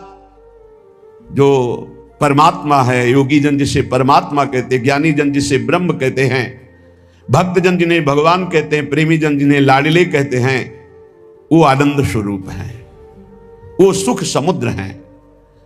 भयग्रस्त प्राणी जब तक इनकी शरण में नहीं आएगा तब तक कुछ भी कर ले वो आनंद को प्राप्त नहीं हो सकता। हमारा सब जगने से लेकर सोने तक और बाल्यावस्था से लेकर के वृद्धावस्था तक और जन्मने से लेकर मरने तक एक ही चेष्टा है कि मुझे आनंद मिल जाए, क्योंकि हम आनंद के अंश है, आनंद की खोज कर रहे हैं। यदि तत् सुकृतम रसो वैशः रसम हृवायम लब्ध्वानंदी भवतु। वो परमात्मा स्वयं रूप तत्व रूप है, पूर्ण रस स्वरूप है, और जो इस रस स्वरूप परमात्मा को जान लेता है वो ब्रह्मानंद में डूब जाता है, वो आनंदमय हो जाता है। हम आनंद की खोज कर रहे हैं भोगों में। वो वेद शास्त्र पुराण ऋषि मुनि क्या कह रहे हैं कि आनंद स्वरूप परमात्मा है, और जो उस परमात्मा रस स्वरूप परमात्मा का अनुभव कर लेता है, जान लेता है, वही आनंद को प्राप्त होता है। देखो आनंद का तारतम्य बतलाते हुए श्रुति कहती है इस मृत्यु लोक में युवावस्था हो, जवान शरीर हो, श्रेष्ठ आचरण हो, वैदिक सिद्धांतों को जानने वाला हो, अपनी इंद्रियों के शासन में कुशल हो, सफल कर्मण्यता हो, शरीर में कोई रोग ना हो, बड़ा सुंदर हो, बलवान हो, खूब सुदृढ़ शरीर हो, धन संपत्ति हो, मनमानी भोगानंद प्राप्त करने के लिए सुंदर हर वस्तु उसके पास हो, सुंदर स्त्री, वैभव, हर सब कुछ, इसे कहते हैं एक मानुषानंद, मृत्यु लोक का। सुनते जाना, इसे कहते हैं मानुषानंद। और जब कोई उत्तम कर्म करता है, शुभ कर्म करता है, तो उत्तम कर्म करके वो गंधर्व योनि को प्राप्त होता है, उसको मनुष्य गंधर्व कहते हैं। इस मनुष्य गंधर्व को मानुषानंद से 100 गुना बढ़कर आनंद प्राप्त होता है। मानुषानंद समझा? वैदिक सिद्धांत को जानने वाला, युवावस्था, सुंदर शरीर, रोग रहित और अपार धन संपत्ति, सुंदरियां, सब सुख मृत्यु लोक का, कोई सुख ऐसा नहीं कि इसके पास ना हो, उसे कहते हैं मानुषानंद। उस मानुषानंद से उत्तम कर्म करके जो गंधर्व योनि को प्राप्त हुआ, उसे मनुष्य गंधर्व कहते हैं। उस मानुष गंधर्व को मानुषानंद से 100 गुना बढ़कर सुख मिलता है, मानुष गंधर्व को। और उस मनुष्य गंधर्व के आनंद से 100 गुना बढ़कर के देव गंधर्व, जो देवता गंधर्व रूप में ये साधन करके गंधर्व बना, 100 गुना मानुषानंद से बढ़कर, और उस मनुष्य गंधर्व से देव गंधर्व को 100 गुना बढ़कर के, ये देव जाति स्वयं प्रकट हुई गंधर्व योनि में, इस आनंद का 100 गुना आनंद बढ़ करके पितृलोक में जो वास करते हैं, पितरों को, उनसे 100 गुना आनंद जो स्मृति शास्त्रोक्त कर्मों का आचरण करके, यज्ञ आदि करके उसके फलस्वरूप देवता बने, उन्हें अजानज देवता कहते हैं। पितरों से 100 गुना आनंद बढ़ करके अजानज देवता को प्राप्त होता है, और अजानज देवता से बढ़कर 100 गुना देवताओं को आनंद प्राप्त होता है, जो देव योनि में सीधे प्रकट हुए हैं। इनका 100 गुना आनंद बढ़ करके वसु को प्राप्त होता है। देवताओं से भी 100 गुना बढ़कर आनंद वसु को, वसु से भी 100 गुना आदित्यों को, नित्य देवता, इनसे आदित्यों से 100 गुना बढ़कर के आनंद इंद्र का। देखो कितना तारतम्य है आनंद का।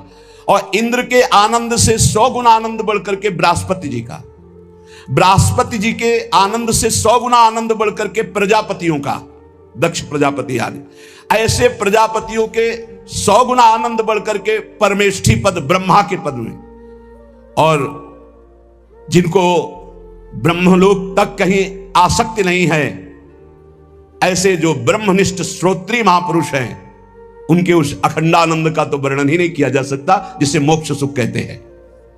इस प्रकार सर्वोपरि हुआ ब्रह्मानंद, जो ब्रह्म सुख परमेष्ठी पद है, उससे भी कई गुना बढ़कर के ब्रह्मानंद है, सर्वोपरि आया ब्रह्मानंद। अब कह रहे हैं, ध्यान से सुनना, ब्रह्मानंदो भवेद देशो चेत परार्ध गुणी कृतः नैति भक्त सुखाम बोधई परमाणु तो लामपि।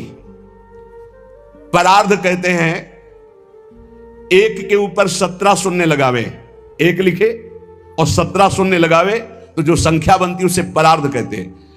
अगर ब्रह्मानंद में 1 और 17 शून्य लिख करके गुणा किया जाए, मानुषानंद से 100 गुना 100 गुना 100 गुना 100 गुना ऐसे बढ़ते आए, तो सबसे बड़ा सुख हुआ परमेष्ठी पद ब्रह्मा का, और ब्रह्मा से अनंत गुना बढ़कर सुख हुआ ब्रह्मानंद, मोक्ष सुख। और उसमें परार्ध गुणी कृतः, 1 लिख करके 17 शून्य लगा करके ब्रह्मानंद में गुणा किया जाए, तो प्रिया प्रीतम के प्रेम रस के आगे वो कुछ नहीं है। कह रहे हैं परमाणु तुला में, परमाणु बहुत छोटी वस्तु थी, प्रिया प्रीतम के प्रेम भक्ति के आगे जो सुख मिलता है, उस सुख के आगे ब्रह्मानंद में 1 लिखकर 17 शून्य लगाकर परार्ध का गुणा किया जाए तो जो संख्या आएगी वो प्रेम रस के आगे कुछ नहीं, परमाणु के समान भी नहीं। इतना अपार सुख प्रिया प्रीतम के प्रेम में है। हम प्रिया प्रीतम के प्रेम के उपासक मानुषानंद में ही फेल हो रहे हैं। गंधर्वानंद, अजानज देवता, देवता वसु, आदित्य, फिर देवराज इंद्र, बृहस्पति, प्रजापति, ब्रह्मा का सुख, और फिर ब्रह्मानंद, और फिर ब्रह्मानंद से भी परार्ध गुणीकृता, ये प्रिया प्रीतम का प्रेम वो परमाणु तुल्य भी नहीं है। ऐसे प्रिया प्रीतम के भजन के लिए, प्रेम के लिए हम मानुष सुख में अपना भजन छोड़ देते हैं। हमारी क्या स्थिति है? इसलिए उपासक को चाहिए कि अखिल विकार शून्या नित्यानंदमयी, भोग त्याग समर्पितात्मा, अचिंत्यानंद दिव्य परमानंद स्वरूपा प्रीति पराकाष्ठा स्वसुखानुसंधान कल्पना लेस शून्या श्याम विदुवदन चकोरी श्री कृष्ण मनोमनस्विनी श्री कृष्ण प्राण प्राणा ऋषि मुनि मनाकर्षक चित्ताकर्षणी श्री कृष्ण हृदया श्री कृष्ण जीवना श्री कृष्ण स्मृति रूपा श्री कृष्ण सुखई कमना श्री कृष्णानंद प्रवर्धनी श्री कृष्ण प्राणाधिदेवी श्री कृष्णा आराध्या श्री कृष्णा आराधिका नित्य कृष्णानुकूल्यमयी श्री कृष्ण प्रेम तरंगिणी श्री कृष्णार्पित मनोबुद्धिर श्री कृष्ण सेवामयी श्री कृष्णास्या श्री कृष्णाश्रिता श्री कृष्ण कीर्ति ध्वजा श्री कृष्णात्म स्वरूपा श्री लाडली जी की उपासना में अपना अस्तित्व मिटाना होता है। जिसे ब्रह्मानंद की भी चाह का त्याग हो जाता है वो प्रिया प्रेम को प्राप्त होता है। इसलिए उपासक को चाहिए कि पहले अपना लक्ष्य दृढ़ करे। जीवन का चरम और परम लक्ष्य एकमात्र भगवत प्रेम, भगवान की प्राप्ति। ध्यान दीजिए, प्रियालाल की उपासना में सबसे पहले उपासक को दृढ़ निश्चय करना है, आशा बंधा, दृढ़ आशा, इसी जन्म में मुझे प्रियालाल का प्रेम प्राप्त होगा, इसी जन्म में हम प्रियालाल को प्राप्त होंगे, पक्का। बुद्धि केवल प्रियालाल के विषय में ही विचार करे। जीवन भर हमारा एक ही कार्य है साधना का, मय्येव मन आधत्स्व मयि बुद्धि निवेश है। प्रियालाल में मन लगाना है, प्रियालाल में बुद्धि लगानी। बुद्धि का काम है निश्चय करना, मन का काम है संकल्प विकल्प करना। अब निश्चय तो हमारा दृढ़ हो गया कि प्रियालाल ही हमारे हैं, निश्चय हो गया कि सुख है प्रियालाल में, बस ये झूठे संसार में नहीं। अब संकल्प विकल्प करने वाले मन को रूप के प्रियालाल के नाम में, रूप में, लीला में, धाम में लगाना है। श्री भगवत ऋषि जी महाराज कह रहे हैं, हम शिष्य श्यामा श्याम के गुरु, हम श्यामा श्याम। बड़ी ऊंची स्थिति की बात कह रहे हैं। ये तभी होती जब हमारा मन और बुद्धि का निश्चय केवल श्यामा श्याम में है। देखो, ये गुरु शिष्य का संबंध प्रियालाल से संबंध दृढ़ होने के लिए है। वही श्यामा श्याम अपने स्वरूप का प्रकाश करने के लिए, प्रेम का प्रकाश करने के लिए, मार्ग का ज्ञान कराने के लिए गुरु रूप में विराजमान होते हैं, और कोई दूसरा नहीं। गुरु गोविंद न भेद कराए। लेकिन यह बाहरी व्यवहार का क्षेत्र नहीं गुरु शिष्य का, ये शुद्ध परमार्थ का संबंध है। इसमें लौकिकता की गंध भी नहीं है। इसीलिए कह रहे हैं, हम शिष्य श्यामा श्याम के गुरु, हम श्यामा श्याम। ओत प्रोत अर्पण कियो निज मन तन धन धाम। निज मन तन धन धाम निरंतर अंतर नाही। निश दिन दुख सुख संग असुचि सुचि घर बन माही। नस्वर नेह निमित्त देह नाते सो उपशम।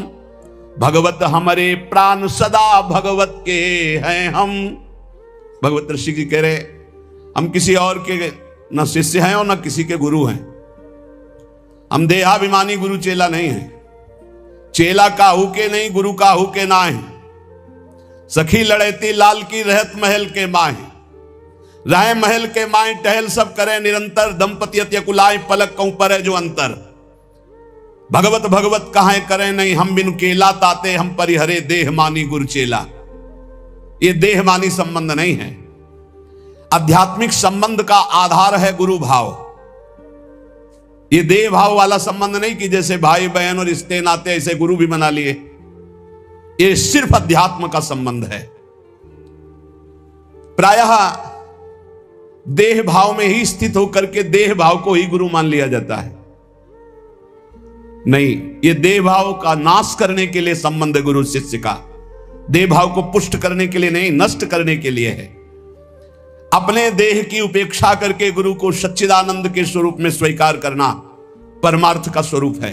गुरु ब्रह्मा गुरु विष्णु गुरुदेव महेश्वरा, गुरु साक्षात परब्रह्म तस्मै श्री गुरुवे नमः। तो गुरु का देह मंदिर है, उसके अंदर बैठा हुआ जो परमात्म तत्व वही गुरुदेव है। वही परमात्म तत्व कौन है? श्यामा श्याम। लौकिक मान्यता में मारे घूम रहे। भगवत ऋषि जी कहते हैं, हम चेला काहू के नहीं, और गुरु का हुके ना ही देहाभिमानी, ना हम गुरु हैं ना देहाभिमानी, हम चेला स्वीकार करते हैं। हम सखी लड़ेती लाल के रहत महल के माही, रह महल के माई टहल सब करें निरंतर, रात दिन अपनी प्यारी जू की सेवा में रहते हैं। अगर पलक भर की ओट हो जाए तो कहां है भगवत रसिक, कहां है भगवत रसिक, भगवत भगवत अकुलाकर पुकारने लगते हैं। भगवत भगवत कहां है करें नहीं हम बिनु केला, हमारे बिना वो केल ही नहीं करते। ताते हम परिहरे देह मानी गुरु चेला। आज जो है संसार में यही फैल रहा है, जैसे और संबंध ऐसे गुरु संबंध बना लिए। गुरु संबंध केवल अध्यात्म के लिए, भगवत प्राप्ति के लिए, ऐसा नहीं। अंधे का हाथ पकड़कर चलने वाला अंधा दोनों कुएं में गिरते हैं, दोनों मार्ग भटक जाते हैं। हमारा गुरु संबंध केवल अध्यात्म के लिए, अध्यात्म भगवत प्राप्ति श्यामा श्याम के लिए, और वहीं देह भाव का विस्मरण करने का सौभाग्य मिलता है गुरु चरणों में। जब उनकी आज्ञा में हम रहते हैं तो हमारा अहम नष्ट हो जाता है। पर किनकी आज्ञा में? जो देह मानी नहीं, जो स्वरूप बोध प्राप्त है, जो शब्द ब्रह्म पार ब्रह्म के अनुभूत महापुरुष हैं, जो प्रियालाल के अनुरागी जन हैं, वो प्रियालाल और उनमें किंचन मात्र भेद नहीं है। इसीलिए हम शिष्य श्यामा श्याम के और गुरु हम श्यामा श्याम। कितनी ऊंची स्थिति! भगवत रसिक जी कह रहे हैं हम शिष्य हैं श्यामा कुंज बिहारी के और हम गुरु भी हैं श्यामा श्याम के। ये श्यामा श्याम के गुरु हैं। इसको अगर हम व्यवहार धरा में देखते हैं तो जब चिद चिद लक्षणम सर्वम राधा कृष्णमयम जगत, तो अगर कोई सामने शिष्य भाव से बैठा है तो प्रभु ही तो है और कोई दूसरा थोड़ी है। यहां प्रभु है तो सामने भी प्रभु है। व्यवहार देश और नवनिवृत्त निकुंज देश में सखी जो आज्ञा करती है वही प्रिया प्रीतम। कैसी आज्ञा? सखियन के उर ऐसी आई, उनके हृदय में आई कि चलो ब्याह विनोद रचे सुख, तो ब्याह के लिए तैयार हो गई हो। चलो हिंडोला पड़ा हुआ है, सरकार पधारो, झूलो झूल ले। जैसा सखी आदेश करती वैसे ही प्रिया प्रीतम की जैसी रुचि वैसे सखी की इच्छा। सखी स्वरूप से जैसी आज्ञा करते श्यामा कुंज बिहारी वैसे ही करते जैसा निर्देश देती सहचरी। इसीलिए कह रहे हैं गुरु हम श्यामा श्याम के, हम शिष्य हैं श्यामा श्याम के, हम गुरु भी हैं श्यामा श्याम के। बड़ी ऊंची स्थिति। उरोत प्रोत अर्पण कियो निज मन तन धन धाम। ऐसी स्थिति कैसे आई? अपना तन मन धन सब कुछ अर्पण कर दिया श्यामा श्याम के। तब समझ में आया कि गुरुदेव श्यामा श्याम गुरुदेव, दूसरा नहीं है। गुरुदेव ही श्यामा श्याम है, श्यामा श्याम ही गुरुदेव हैं। और श्यामा श्याम की जब इस प्रकार समर्पण वृत्ति आई तो भावे मुहि जोई सोई सोई करें प्यारे। ये है हम गुरु श्यामा श्याम के। पहली पंक्ति में हम शिष्य श्यामा श्याम के, जोई जोई प्यारो करे सोई मोहि भावे, और दूसरी पंक्ति भावे मोहि जोई सोई सोई करें प्यारे। भावे मोहि जोई सोई सोई करें प्यारे, ये है गुरु हम श्यामा श्याम के। जैसा हमें भाता वैसे हमारे प्यारे युगल सरकार करते हैं। अपने तन मन धन धाम सबका विस्मरण करके एकमात्र श्यामा कुंज विहारी में तन्मय हो जाना, यही गुरु शिष्य के संबंध का स्वरूप है। कोई भेद नहीं रहा, अभेद हो गए। यहां श्यामा श्याम, सामने श्यामा श्याम, आंख मूंदो तो श्यामा श्याम, आंख खोलो तो श्यामा श्याम। ऐसा प्रेम स्वरूप जब जागृत होता है तो कह रहे निष्दिन दुख सुख संग असुच सुच घर बन माही। अब शरीर दुख में है या सुख में, शरीर अपवित्र है या पवित्र है, शरीर घर में है या वन में, कोई फर्क नहीं पड़ता। अपवित्र है या पवित्र, कोई फर्क नहीं पड़ता। ये सब प्रारंभिक बातें हैं, पवित्रता अपवित्रता। शरीर शौच में बैठा हुआ है, मन लीला में डूबा हुआ है, सामने प्रिया प्रीतम विराजमान है। अब वहां पवित्रता पवित्रता का क्या, कैसे जालोगे इन बातों को? कह रहे निष्दिन दुख सुख संग असुच सुच घर बन माही। अब नश्वर नेह निमित्त देह नाते सो उपसम। ये नश्वर आसक्ति का कारण जो शरीर धर्म है, शरीर संबंध है, शरीर भोग है, इनका जो पूर्ण रूप से त्याग कर देता है वही इस स्थिति को प्राप्त होता है। अब हमारे श्यामा कुंज बिहारी प्राण धन सर्वस्व है, सर्वस्व है। वही हमारे शिष्य हैं, वही हमारे गुरु हैं, वही हमारे जीवन है, वही हमारे प्राण हैं। यहां कह रहे कि केवल बुद्धि रात दिन श्यामा श्याम का ही विचार करे। पहला जीवन का चरम लक्ष्य भगवत प्रेम, भगवत प्राप्ति। दूसरा, हमारी बुद्धि केवल विचार करे तो श्यामा श्याम के ही विषय में। किसी व्यक्ति वस्तु स्थान का अगर हमारा चिंतन हो रहा, संबंध हो रहा, तो श्यामा श्याम के संबंध से हो। जैसे गोस्वामी तुलसीदास जी कहते, नाते नेह राम के मनियत सुहृद सुसेव्य जहालो। अगर ऐसा नहीं तो फिर हर वस्तु व्यक्ति स्थान में एक आसक्ति है, वो बांध लेगी, आप श्यामा श्याम तक नहीं पहुंच पाएंगे। इसलिए बुद्धि का जरूरी है प्रिया प्रीतम में स्थित होना। अगर बुद्धि ये निश्चय कर ले कि परम सुख स्वरूप श्यामा श्याम ही हमारे हैं, हम श्यामा श्याम के हैं, सुख है तो श्यामा श्याम के नाम में, रूप में, लीला में, धाम में। अभी आपने सुना आनंद का तारतम्य। तीसरा, जो गुरुदेव ने नाम दिया इससे बढ़कर महत्व किसी नाम में नहीं होना चाहिए। किसी की निंदा नहीं, सब नाम हमारे प्रभु के हैं, पर हमारे लिए सर्वश्रेष्ठ नाम हो गया जो गुरु ने दिया है, जो मंत्र दिया, जो नाम दिया। एक आंतिक में आए और बोले, हम कुछ 2-4-6 महीने से हम आपके शिष्य हैं, मंत्र ले लिया है। स्वप्न में एक महात्मा आए और उन्होंने हमको और मंत्र दिया है, तो अब तो हम समस्या में फंस गए कि आपका दिया गुरु मंत्र जपें या स्वप्न में कोई और महात्मा आए थे उनका दिया जपें, क्या करना चाहिए। हमने कहा तस्मात् शास्त्रम प्रमाणम। जब सप्तऋषि जी आए, स्वप्न में नहीं, सीधे साक्षात आए पार्वती जी के पास और कहा, ये किसके लिए तपस्या कर रहे हो? महादेव जी के लिए। महादेव जी में क्या है, चलो हम तुम्हें भगवान नारायण को पति रूप में, भगवान विष्णु वैकुंठाधिपति, अपार वैभव, उनको। तो जो माता जी ने बात कही पार्वती मैया ने, वही बात पकड़नी है। उन्होंने कहा, तजौ न नारद कर उपदेशु, आप कहें सतबार महेशु। सप्तऋषियों, अपने गुरुदेव नारद जी के उपदेश का मैं कभी त्याग नहीं कर सकती, चाहे स्वयं इष्ट देव भगवान शंकर आकर सैकड़ों बार कहें तो भी। तजौ न नारद कर उपदेशु, आप कहें सत बार महेशु। कोटि जन्म लगी रगर हमारी, बरों संभुनता रहूं कुमारी। करोड़ जन्म लूंगी, हर बार अपने गुरुदेव के दिए हुए मंत्र का अनुष्ठान करूंगी और देवाधिदेव महादेव को पति रूप में वरण करूंगी, अन्यथा कुंवारी रहूंगी। बहुत सी कन्याएं और बहुत से वर हैं, आपको ब्याह कराने का शौक है तो आप जाइए, लेकिन मैं पर्वत से प्रकट हुई हूं, हिमालय से, मैं अडिग हूं अपने गुरुदेव के वचन में। तो यहां कह रहे उपासक को चाहिए कि अपने गुरुदेव के दिए हुए नाम मंत्र में ही निष्ठा रखे। स्वप्न में क्या, जागृत में आके ब्रह्मा भी उपदेश कर दें तो अपने गुरु के वचनों को नहीं टाल सकते, तभी उपासक आगे बढ़ता। नहीं, माया रौंद देगी, चल के देख ले कोई।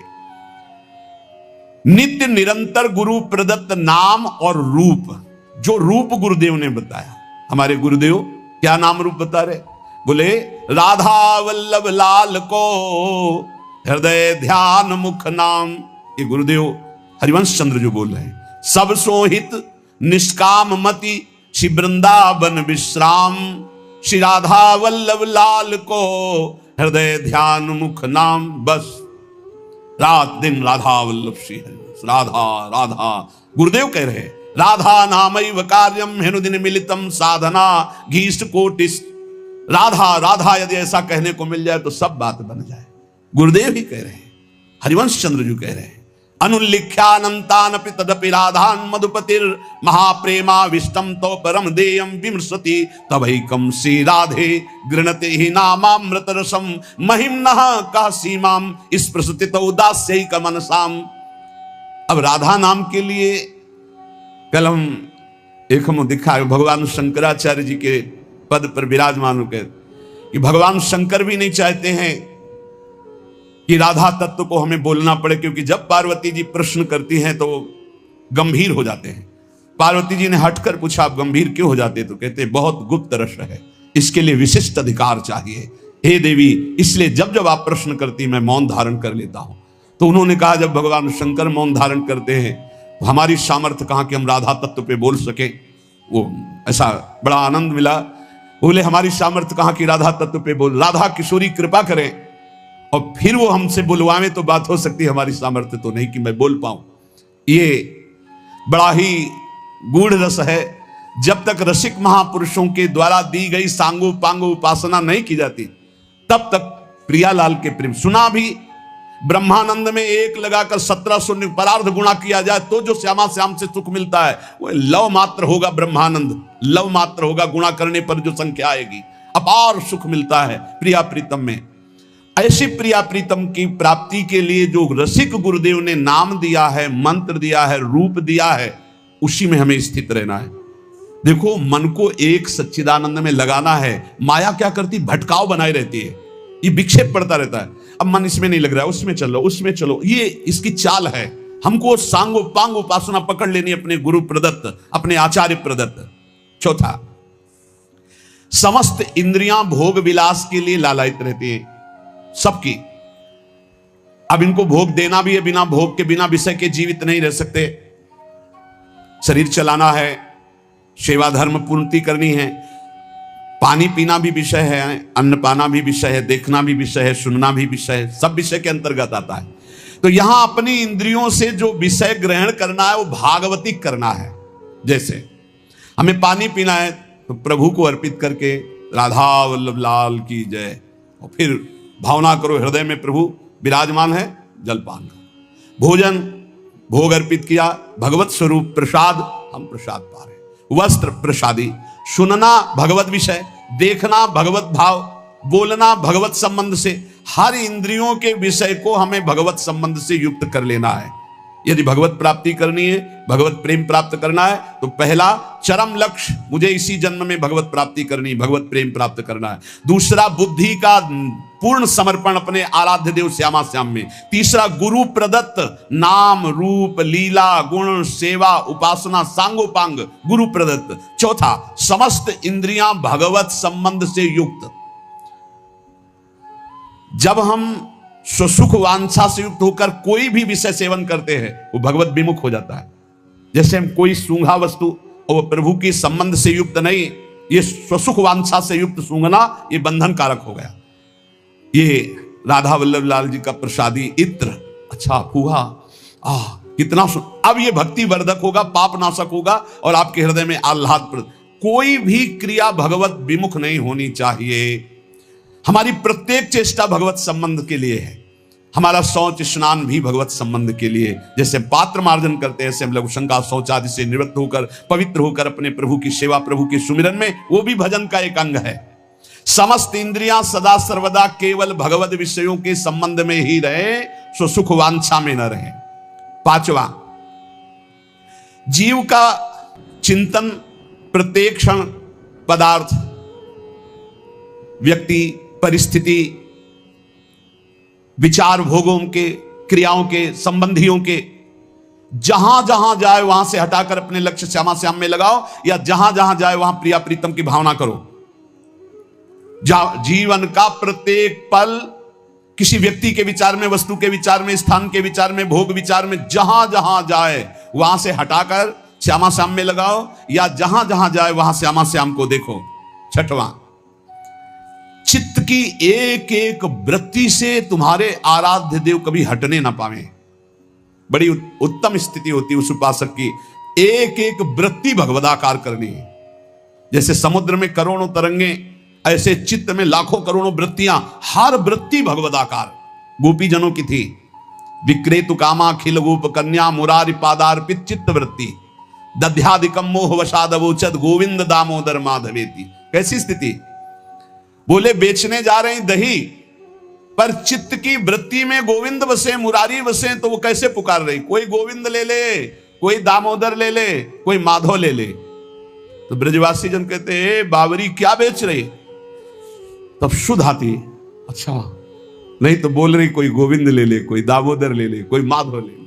विक्रेत कामा खिल गोप कन्या मुरारी पादार्पित चित्तवृत्ति दध्यादिकम, बेचना है दही और बोल रही कोई गोविंद ले ले, दामोदर ले ले, माधव ले ले।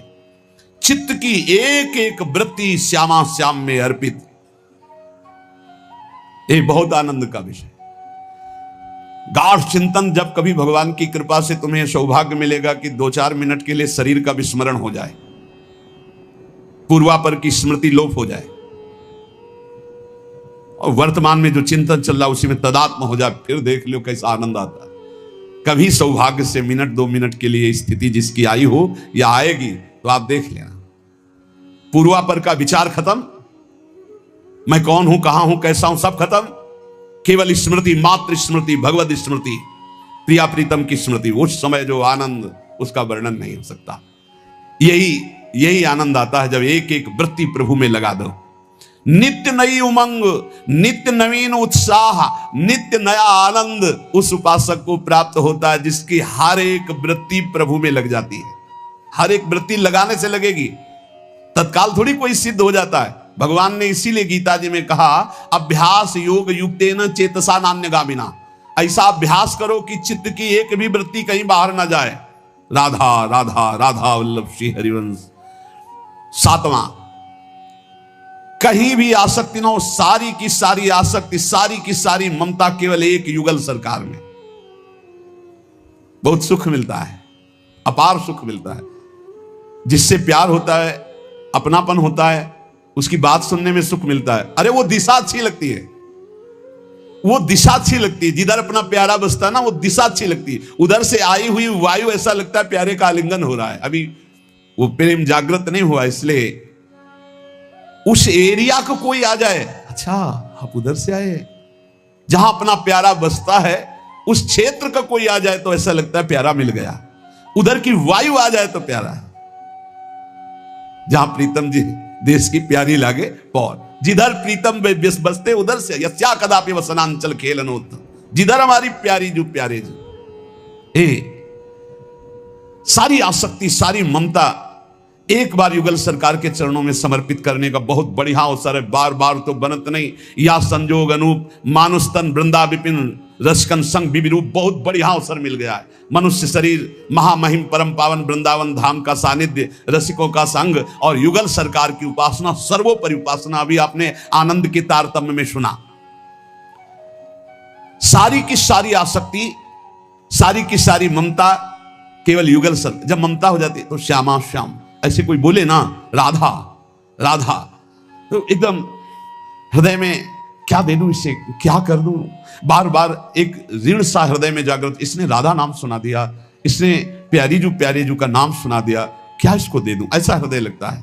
ऐसा हृदय मिल, जिससे सेवक जी महाराज कहते, जो हरिवंश को नाम सुनावे तन मन प्राण तासु बलिहारी। तन मन प्राण न्योछावर है उसके ऊपर, जो एक बार बोले श्री हरिवंश। सेवक जी महाराज कह रहे, ये है आसक्ति, इसे कहते हैं ममता। जैसे गोस्वामी तुलसीदास जी कह रहे, तुलसी जाके मुख से धोखे हो निक्षत राम, ताके पग की पगतली मोरे तनु की चाम। धोखे से भी निकल जाए राम, बोले वो इतना पावन हो गया कि उसके चरणों के तलवे और मेरे पूरा शरीर। गोस्वामी तुलसीदास जी कह रहे। ये जब रास्ते में नौजवान राधा राधा, एक भाई तो ऐसे कहते श्री राधा, एकदम हृदय उफान आता, क्या दे दूं, क्या करूं इनको, कैसे। नाम में अपार सुख तब अनुभव आएगा जब आसक्ति हो जाएगी। अभी आसक्ति अन्यत्र है, नाम में आसक्ति तो है नहीं। तो एक उपासक कि मुझे नाम जपने में श्रद्धा नहीं हो रही, बिल्कुल ना हो, आप चिंता मत करो। भाव शब्द समझिए, कुभाव अनख आलसहु, नाम जपत मंगल दिशि दसहु। भाव से जपो, कुभाव से जपो, मन लगे या ना लगे तुम्हें फल मिलेगा, पक्का मिलेगा, मंगल दसों दिशाओं में होगा। विश्वास करके जपो तो, और एक दिन जब स्वाद लग जाएगा तब आप भी ऐसे ही बोलोगे जैसे बड़े बड़े संत महापुरुष बोलते हैं, नाम जीवन, नाम सर्वस्व, नाम ही हमारा प्राण धन। सारी आसक्ति, यही हमारी साधना है कि हमारी कहीं आसक्ति ना हो जाए, हमारी कहीं ममता बंटवारा में ना आ जाए, कोई हमारी ममता को बांट न ले। केवल प्रियाजू में ममता, केवल जुगल चरणारविंद में ममता। मन में भगवत स्मरण, तन से समाज सेवा, भगवत सेवा, परिवार सेवा, प्रियालाल की भावना से लालसा भगवत प्राप्ति की, भगवत प्रेम की। जीवन धन्य चल रहा है, किसी से प्रमाण की जरूरत नहीं। ध्यान दीजिए, आपका जीवन धन्य है। कैसे? बोले सारी आसक्ति, सारी ममता प्रिया प्रीतम में, मन भगवत स्मरण में, तन समाज सेवा, परिवार सेवा, भगवत सेवा, श्यामा श्याम की भावना में युक्त होकर, और चाहत भगवत प्राप्ति की। बस इस बार तो भगवत प्राप्ति करना है, इस बार तो मुझे भगवत साक्षात्कार करना है। 8वां, जीवन में राग द्वेष न रह जाए। बड़ा खतरनाक है ये राग द्वेष। अगर किसी से राग है तो बड़ा सूक्ष्म होता है राग का धागा, और वो जब हमारे ऊपर संकट आएगी, विपत्ति आएगी, या तो वो धागा दिखाई देता है कि अभी वो है ना। द्रौपदी जी को पहले श्री कृष्ण याद नहीं आए, 5 महारथी पति है अतिरथी, वो याद आए, फिर भीष्मादि याद आए, फिर अपनी भुजाओं का बल, फिर दांतों का बल, और जब निर्बल तब महाबल। सुनेरी मैंने निर्बल के बल राम, महाबल प्रभु श्री कृष्ण का तब जागृत हुआ। ये राग बहुत खतरनाक है, किसी से राग ना करें। यही राग जब प्रियालाल के चरणों में अर्पित हो जाता है तो अनुराग कहलाता है। जब शरीर भोग, शरीर संबंधी, यही बहुत फंसा वाला जन्म मरण चक्र का मूल यही राग है। और जब इसमें बाधा पड़ती तो द्वेष हो जाता है। द्वेष बहुत खतरनाक है। भजन कर रहे हैं, कई वर्ष पहले किसी ने कुछ कहा, याद आ गया और जलने लगा हृदय।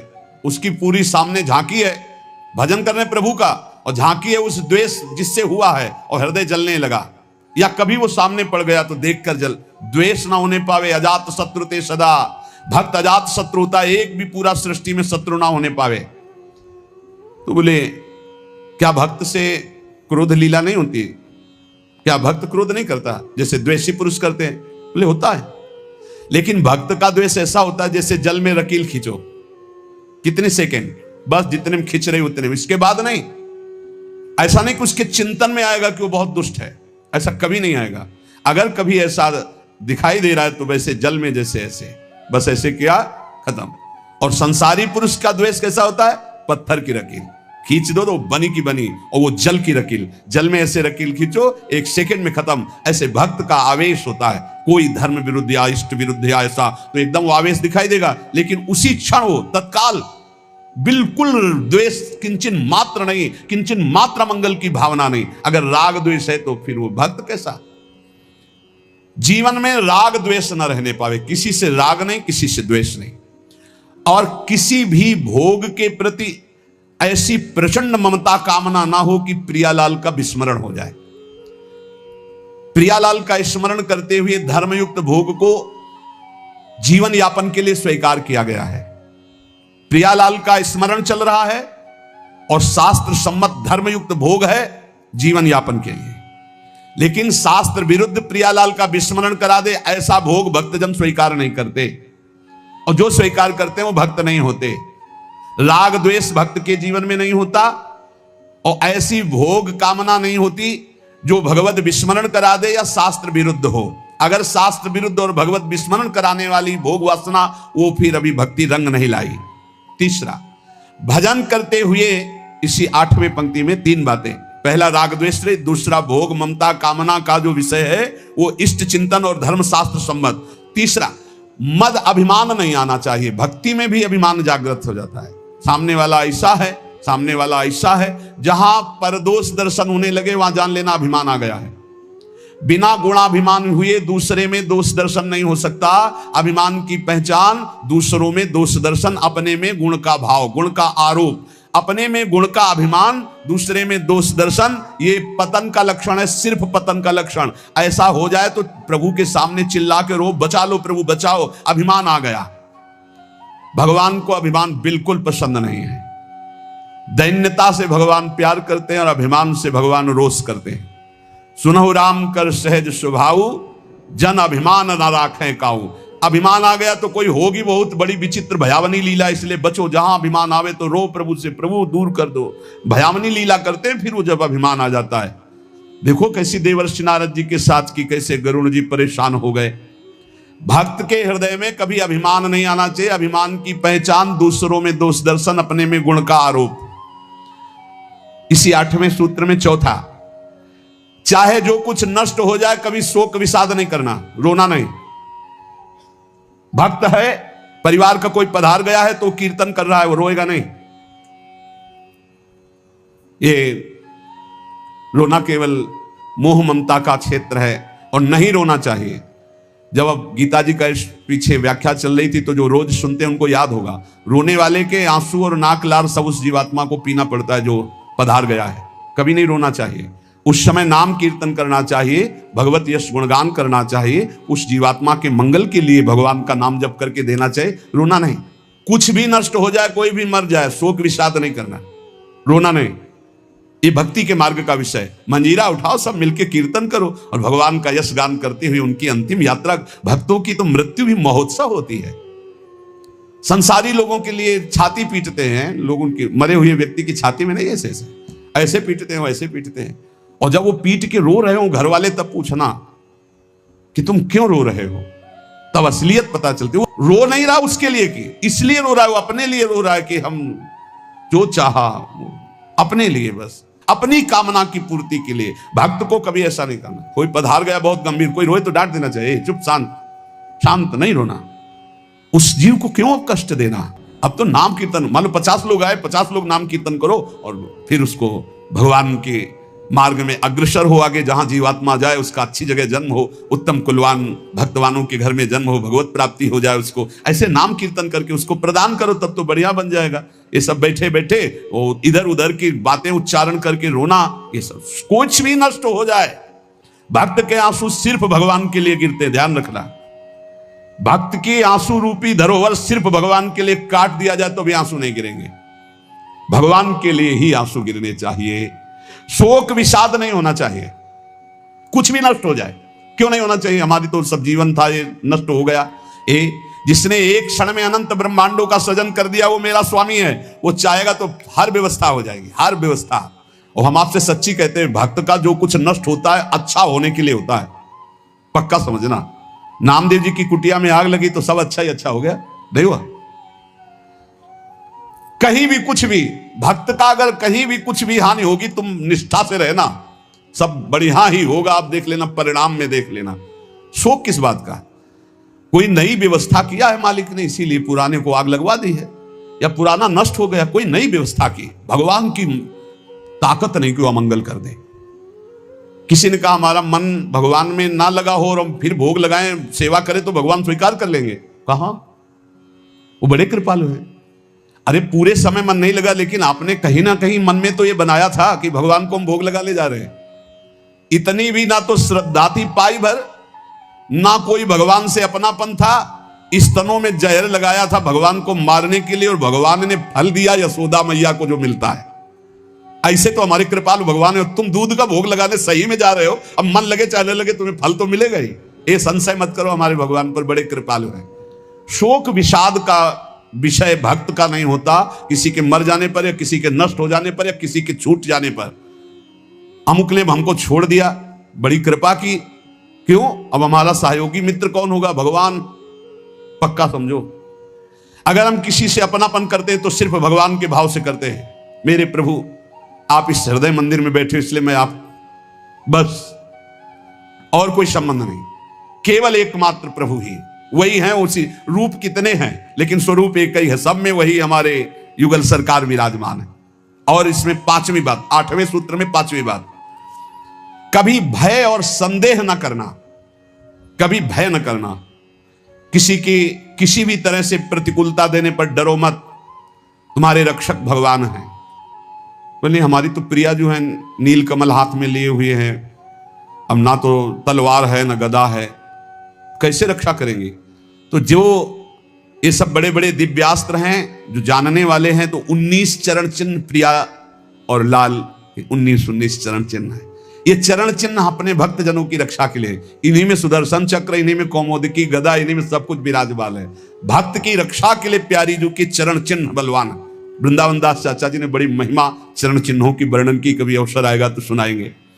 हमें भय नहीं करना और हमें संदेह नहीं करना, पता नहीं भगवान ऐसा करे कि ना करे, पता नहीं प्रिया जो आगे ऐसा संभाले कि ना संभाले। भजन तो करते हैं, पता नहीं भगवत प्राप्ति होगी कि नहीं। अरे इधर भोग भी नहीं भोग रहे हो, इधर भजन भी कर रहे हो, प्रियालाल मिले कि ना मिले, पता नहीं ये भजन सही है कि नहीं सही, इस मंत्र से काम होगा कि नहीं होगा, ये जो नाम कह रहे हैं राधा नाम, इस नाम से होगा कि नहीं होगा। संदेह न करे, संशय न करे। देखो राधा नाम तो वृंदावन में व्याप्त है और हमारे रस ग्रंथों में व्याप्त है। अगर गुरु के वचनों में विश्वास हो तो बिना नाम के भी कल्याण हो जाता है, ऐसे साधारण बोल देने पर। एक सीधा साधा गांव का भगत कभी कथा नहीं सुनता था, गाय चराता था गांव की। तो एक दिन और गोपाल जो गाय चराने वाले थे उन्होंने कहा, यार कभी तो कथा सुन लो, रात दिन पशुओं के पीछे घूमते हो, पशु बुद्धि, कभी तो कथा सुन लो।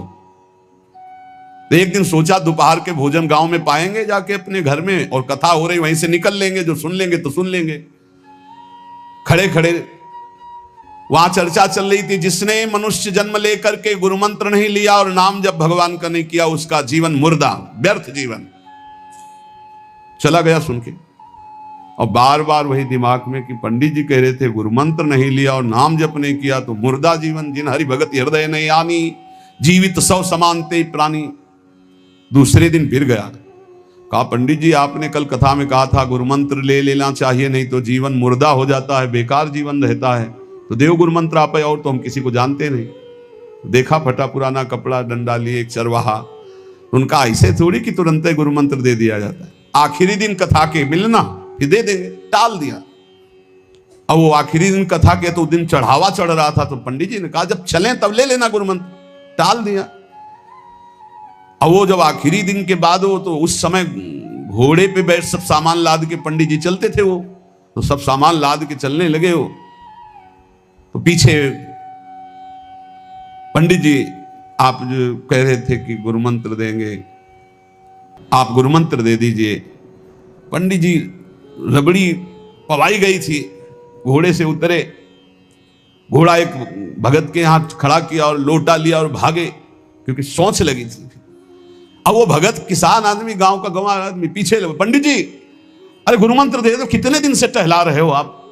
अरे उनका प्यार मतलब सोच का पैसा, तू गुरु मंत्र की बात कर। अब वो पीछे लगा कि अब हम नहीं जाने वाले, आपने सब सामान लाद ली थी, भगवान की कृपा कहो कि आपको सोच लगी आई, नहीं तो आप हमको तो गुरु मंत्र ही नहीं देते, हम आपको नाम पर विश्वास की बात। पंडित जी तो दत्त गपोचन, जय गुरुदेव की जय गुरु, वो दबकाए है दत्त गपोचन, तो एकदम मूर्ख आदमी, तो सोच, तो वो प्रणाम कर लिया, जय गुरुदेव, दत्त गपोचन, दत्त गपोचन। जपना न राधा न कृष्ण न राम न हरि। घर आया, बोले आज से गाय चराना बंद। बोले क्यों? बोले गुरु मंत्र मिल गया, अब हम भजन करेंगे, हमारा जीवन मुर्दा नहीं रहेगा, अब जीवन सार्थक रहेगा। और मेहनत करने वाला आदमी, गाय चराने वाला आदमी, अब शुरू हो गया बैठ के धत गपोचन, धत गपोचन। अब इसमें ना कोई भगवान नाम है, ना कोई मंत्र है, ना प्रणव है, ना नमो नमः, कुछ नहीं। गांव के लोग, घर के लोग बोले कि यार 50 गाय चराता था, पता नहीं कौन सा हम लोगों का पाप उदय हुआ कि कह दिया कि कथा सुन लेना। अब वो गाय चराना भी छोड़ दिया, गपोचन शुरू हो गया।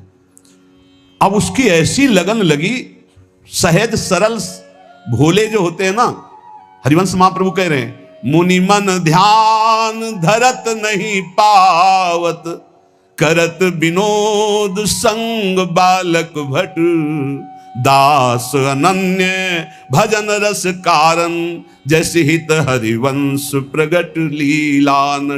लालजू महाराज बड़े बड़े मुनियों के ध्यान में नहीं आने वाले, बड़े विनोदी। रुक्मिणी जी से कहा तैयार हो, भगत के दर्शन करने चलना है। रुक्मिणी जी ने कहा बहुत दिनों बाद आज आपको किसी भक्त की याद आई, प्रभु जरूर कोई महाभागवत होगा, हम चलते हैं। बोले बहुत विचित्र महाभागवत। चले, साधारण वेश में चलना है। जब गांव में गए, उस भगवान तो सर्वज्ञ ही है, उसके घर के दरवाजे में बैठ गए और रुक्मिणी जी से कहा कि पहले तुम मिल के आओ भगत के, फिर हम मिलेंगे। रुक्मिणी जी ने कहा हाँ ये उत्तम बात है, पहले हम उनको दर्शन दे के और दर्शन करके आती है। तो आंख मूंदे से, न खाना न पीना, धत गपोचन। रुक्मिणी जी ने कहा ये कौन सा नाम भगवान का, न विष्णु शास्त्र नाम में है, न गोपाल शास्त्र नाम में है, और कहीं हमने पढ़ा नहीं, ये कौन सा भजन कर रहा है। कहे किसका भजन कर रहे हो? चुप रहा। फिर किसका भजन कर? 2-3 बार तो गुस्सा के आंख खोला, देखा कोई स्त्री, तो बोले तुम्हारे खसम का भजन कर रहे हैं। और किसका कर रहे हैं? वो रुक्मिणी जी आ गई, बोले बहुत जानकार भगत है। प्रभु द्वारिकाधीश से कहा बहुत जानकार भगत है। बोले क्यों? बोले हमने कहा कि किसका भजन कर रहे हो, देखो हम इतना छुप के गई थी लेकिन वो पहचान गए, वो कह रहे तुम्हारे खसम का भजन कर रहे थे। अब भगवान ने कहा तभी तो हम आए भगत जोड़कर। बोले प्रभु आप दर्शन बाद में करना, जाके पहले हमारा प्रश्न बता दो, प्रश्न का उत्तर दे दो कि आपके विष्णु शास्त्र नाम, गोपाल शास्त्र नाम, बहुत से नाम हैं, ये नाम तो हमने कभी नहीं सुना। भगवान ने कहा ये नाम हमको तो बहुत प्यारा है। बोले आपको कब, मतलब ये कब कैसे नाम रखा गया? बोले बहुत प्यारा है, हमारा ब्रज का रखा हुआ नाम है, ब्रज में मैया ने रखा था। कैसे रखा था? बोले एक दिन मैं माखन चोरी कर रहा था, सखा के कांधे पर खड़ा हुआ, ऊपर माट में हाथ डालकर मक्खन पूरा ऐसे खाता जाता, सखा को पवाता जाता। इतने में मैया और गोपी जन आ गई।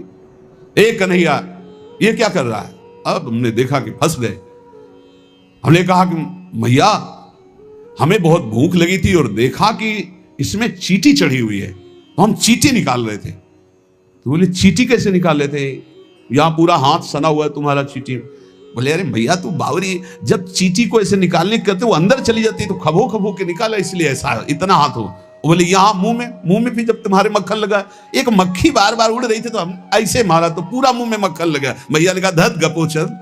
बोले ये उस समय का नाम रखा हुआ है, मेरा बाल गोविंद में जब मैया ने रखा था मक्खन चोरी के समय उस। अब आप विचार करके देखो, भगवान का साक्षात्कार गुरु वचनों पर विश्वास होने पर साधारण शब्द बोला तो भगवान तो सर्वलोक महेश्वर सर्वज्ञ, उनके सब अक्षर जैसे हर अक्षर में आ विराजमान है, का खा गा घा आ, ऐसे ही सब अक्षरों में ब्रह्म विराजमान है। फिर राधा नाम तो स्वयं हरि जपते हैं और राधा नाम तो परम प्रेममय है, वो बड़ा गुही है। विश्वास करके जब वो धदगपोचंद जपा तो रुक्मिणी द्वारिकाधीश भगवान दर्शन देने आ गए, और तुम विश्वास करके राधा राधा जपोगे तुम्हें नहीं प्राप्त हो जाएगा? अरे यही राधा स्वयं भगवान हरि जपते हैं। इसलिए संदेह शब्द नहीं होना चाहिए उपासना में। जो गुरु ने उपासना दी उसमें संदेह नहीं होना चाहिए।